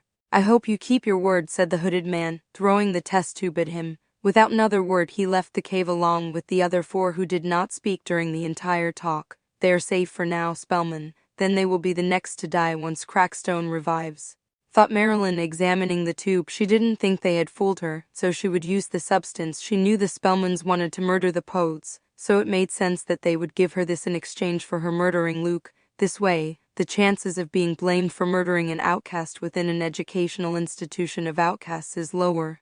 They will be able to end the grudge of hundreds of years once and for all and not let their latest enemy continue to grow stronger. The 5 hooded men, after exiting the cave, began to run through the forest at rapid speed. "Are we seriously going to ask for the help of a normie?" one hooded person asked in disgust. Her tone of voice was sharp and annoyed. Luke would recognize her immediately. "Sabrina Spellman, or whatever her name was. If you had completed the mission Father gave you, we wouldn't be here, but you failed," said another hooded person in a mocking tone. "Shut up. Luke Poe's strength was underestimated." "It's not my fault I was given false information," Sabrina said angrily. "Underestimated? Didn't you say it was an easy mission? Father trusted you because of your 2 auras, but you weren't up to the task," said the hooded person, hiding envy. "Stop, both of you," said the tall hooded man before Sabrina exploded and attacked her brother. "Last year Sid died on Raven Island. That was a mistake that can't be made again. Now we're in a difficult position. The Outcast police are suspicious of us about the Raven Island attack.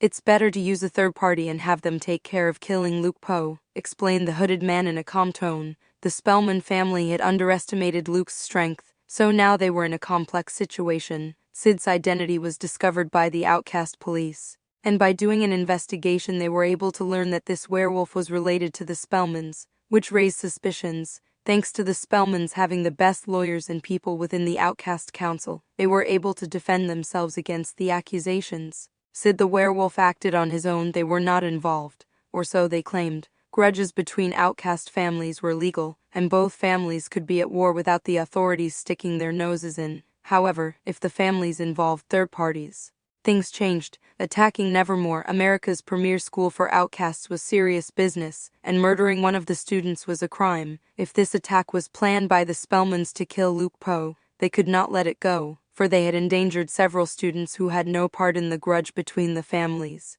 Sabrina, remembering how her assassination attempt on Raven Island failed, clenched her teeth in fury and said nothing. She felt a stinging pain in her left eye. It was now healed to perfection. but her father let her be one-eyed for several months to learn from her grave mistake. What if the normie doesn't keep her word? Asked one of the hooded men. If she revives Crackstone, she will likely attack Nevermore, and Luke Poe will die there by his hand, so it also serves us well if she completes the ritual. Then we will kill her for not keeping her word. The tall hooded man said he didn't care if Crackstone attacked Nevermore and killed many outcasts. His mission was to assassinate Luke Poe, nothing more than that. We'll kill her anyway, he added after a few seconds. They couldn't leave Marilyn alive after this. I understand, nodded the hooded man who had argued with Sabrina. Are we going to help in the resurrection of Crackstone? He is our mortal enemy, commented a hooded man who had not spoken so far. Crackstone is a human who made deals with demons to exterminate all outcasts. He killed many, but he was far from succeeding. His power is good, but it's nothing to worry about. After he attacks Nevermore and makes a killing, the outcast police will send their agents and kill him, replied the tall hooded man. As to your question, our mission is to assassinate Luke Poe using any method necessary. If Crackstone must be revived, he will be, he added. Then the other hooded man nodded. Chapter 80, Rewards. Rowan was admitted to the hospital as a victim of a bear attack. Larissa had to personally talk to everyone involved in the Hyde attack to conceal the incident. Also to hide the fact that Rowan attempted to murder Wednesday. It would not be good for the school for those two things to come out.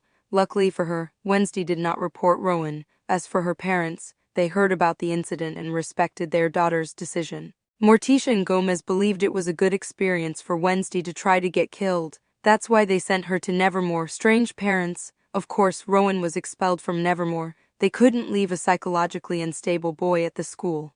The reasons were secret. All the students except those involved thought he left school because of personal problems. Rowan was still in Jericho General Hospital recovering. The normie cops asked them some questions about the attack on Rowan, thinking it might have something to do with the murders of the past few days. But they came up with nothing useful. The attack on Rowan was sealed as a simple bear attack. The hospital ward was plunged into almost total darkness. Only the soft hum of the machines and the occasional beeping of the vital signs monitor broke the silence of the night. Rowan lay in bed, his breath slow and heavy, still recovering. The curtains drawn tightly closed kept the moonlight from entering the room. The darkness was total. Suddenly one of those shadows seemed to move, slowly taking shape. A figure emerged from the darkest corner of the room. It was Wednesday, and she walked slowly toward Rowan. She stopped at the side of the bed and watched him without saying a word. Rowan's eyes opened slowly, as if he felt the presence of something or someone watching him in the dark. His eyes met Wednesday's black eyes that looked like the abyss itself. A great fear invaded Rowan. His heart rate began to rise and his breaths increased. He thought Wednesday was coming to murder him and end the grudge. Calm down, Wednesday said, her voice monotonous and cold as always. I'm not here to kill you, though if you scream, you will lose your head, she added, materializing her dark scythe that made Rowan tremble. Rowan tried to sit up, but a sharp pain forced him to lie down again, gasping, "What do you want?" Wednesday leaned slightly, stepping into the meager beam of light coming from the hallway under the door. Her face seemed paler than usual, and her presence was very scary, or so Rowan thought, who feared for his life. I want to continue our conversation from a few hours ago, before the Hyde almost murdered you. Why did you want to kill me instead of Luke Poe? Asked Wednesday in a threatening tone. They were both in the stupid drawing Rowan showed her, but the boy only wanted to kill her. It's not because of what you think. My mother told me that you would be the main cause of Nevermore's destruction. Luke Poe's importance was minor, though he must also be eliminated, Rowan replied quickly. He didn't want Wednesday to cut off his head with the scythe. Wednesday nodded internally. If she was the main cause, it would be better to eliminate her first rather than focus on another variable. So what did it mean that Luke Poe appears in the drawing? Asked Wednesday. I don't remember, said Rowan, gripping his 100 painfully. His powers are driving him crazy, thought Wednesday distaffanially. Psychics with weak and unstable minds were prone to being driven mad by their powers. Remember, or else you'll lose your head, said Wednesday, pressing the scythe to Rowan's neck. She didn't feel sorry for Rowan, she just wanted answers, and if those satisfied her she would let this pathetic psychic live. Rowan, with his life threatened, closed his eyes and began to remember. As painful as it was, he wanted to live if possible. Your partner, Rowan said after a few seconds haltingly. My partner, repeated Wednesday, thinking of Enid, who was her roommate. Luke Poe is your partner, the person who will help you destroy Nevermore. Or not. His role is changeable. I don't understand. Hurts, said Rowan. For every sentence he said his tone increased, and he felt more pain in his head, as if his brain was about to explode. Before Rowan could scream any louder, Wednesday gave him a sharp blow to the back of the head, knocking him out on the spot. How useless, thought Wednesday, who had more questions than answers. At least she got some information. She heard footsteps and knew someone was approaching. Luke Poe, my partner, thought Wednesday with a strange expression, as she disappeared into the shadows. Several days had passed since Hyde's attack. Rowan had already left Jericho and was no longer a student at Nevermore. That day after class, Luke was called into Larissa's office. When he walked in, he noticed another person sitting across from Larissa. Her 2 long braids and black hair made him recognize the person immediately. Wednesday Addams. It looked like she had been there for a while, as they were both having tea, so they had to have had a conversation. Would she like to talk to both of us? Thought Luke as he approached Principal Larissa's desk. You wanted to talk to me, Principal? Asked Luke. Yes, Luke. Sit down. I wanted to talk to both of you, said Larissa, motioning with her hand for Luke to take a seat. Luke sat down and looked at Wednesday, who was also looking at him, both with thoughts of their own.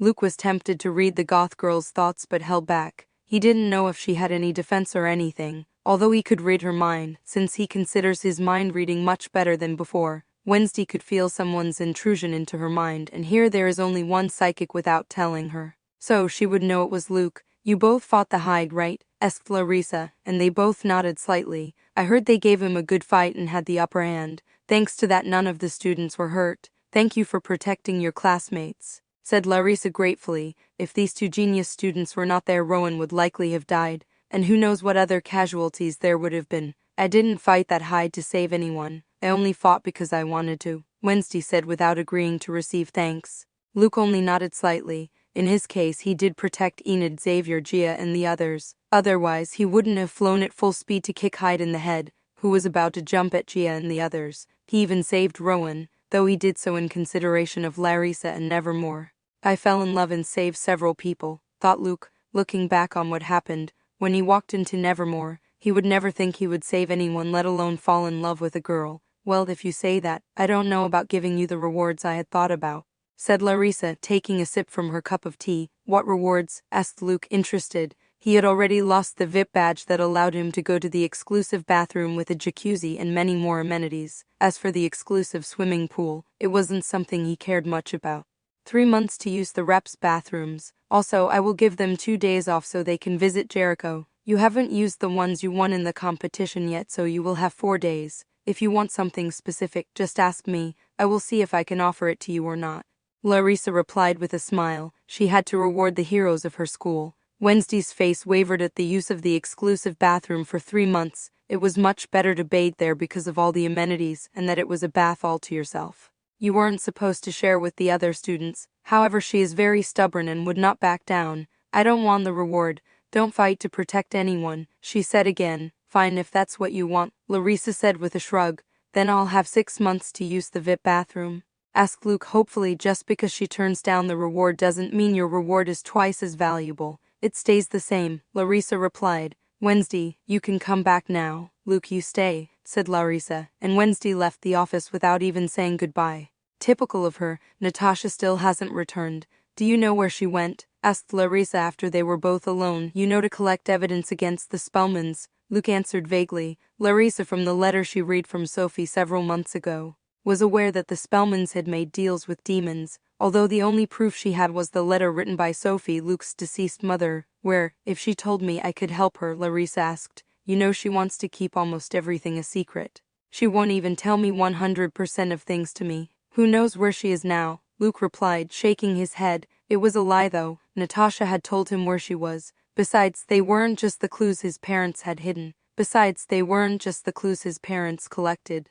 They were also the clues from the previous Poe, who fought and died fighting the Spellmans, like his grandparents. So, searching for these clues was a very delicate matter. The information had to be kept as secret as possible, so Natasha told him not to tell anyone about this. Only he, she, and Edgar, who is a ghost, know. It's true, she was always like that. As for the 4 days you can leave Nevermore, I'm sorry, but I won't let you go out. It's dangerous, Larissa said, changing the subject. If he were a normal student, she would allow it. But he's not. She even thought the Hyde attack was about the Spellmans, but after learning that Hyde wanted to murder Rowan and not Luke, she dismissed it. As for that, Natasha permitted me to leave if I want to, and I have days allowed, Luke said, showing a conversation he had with the redhead on his cell phone to Larissa. They usually talk telepathically. but it's over 1,000 away, so the link doesn't work. Oh, I see. I'll get in touch with her to confirm. If so, you can leave, though I don't recommend it given your situation," Larissa said with an odd expression. The sensible thing for her to do is for Luke not to leave Nevermore. "I'll only go out if I have to," said Luke. Natasha let him roam free in Jericho for a reason. Luke told her that he possessed 3 auras. Since he discovered his 3rd aura at Nevermore, he hadn't had time to tell her that he discovered he possessed a white aura, as the redhead was too busy tracking down clues. Before she left Luke at Nevermore this year, she was able to test his strength and was no longer worried about him. She knew he could stand up for himself. After all, he was a 3-aura user. She had never seen a natural 3-aura user until now. "That's all. If we need anything, just tell me. I'll help you," Larissa said, committed to helping her best friend's son who had died. "Okay, thanks," Luke said gratefully, saying goodbye to Larissa and leaving the office.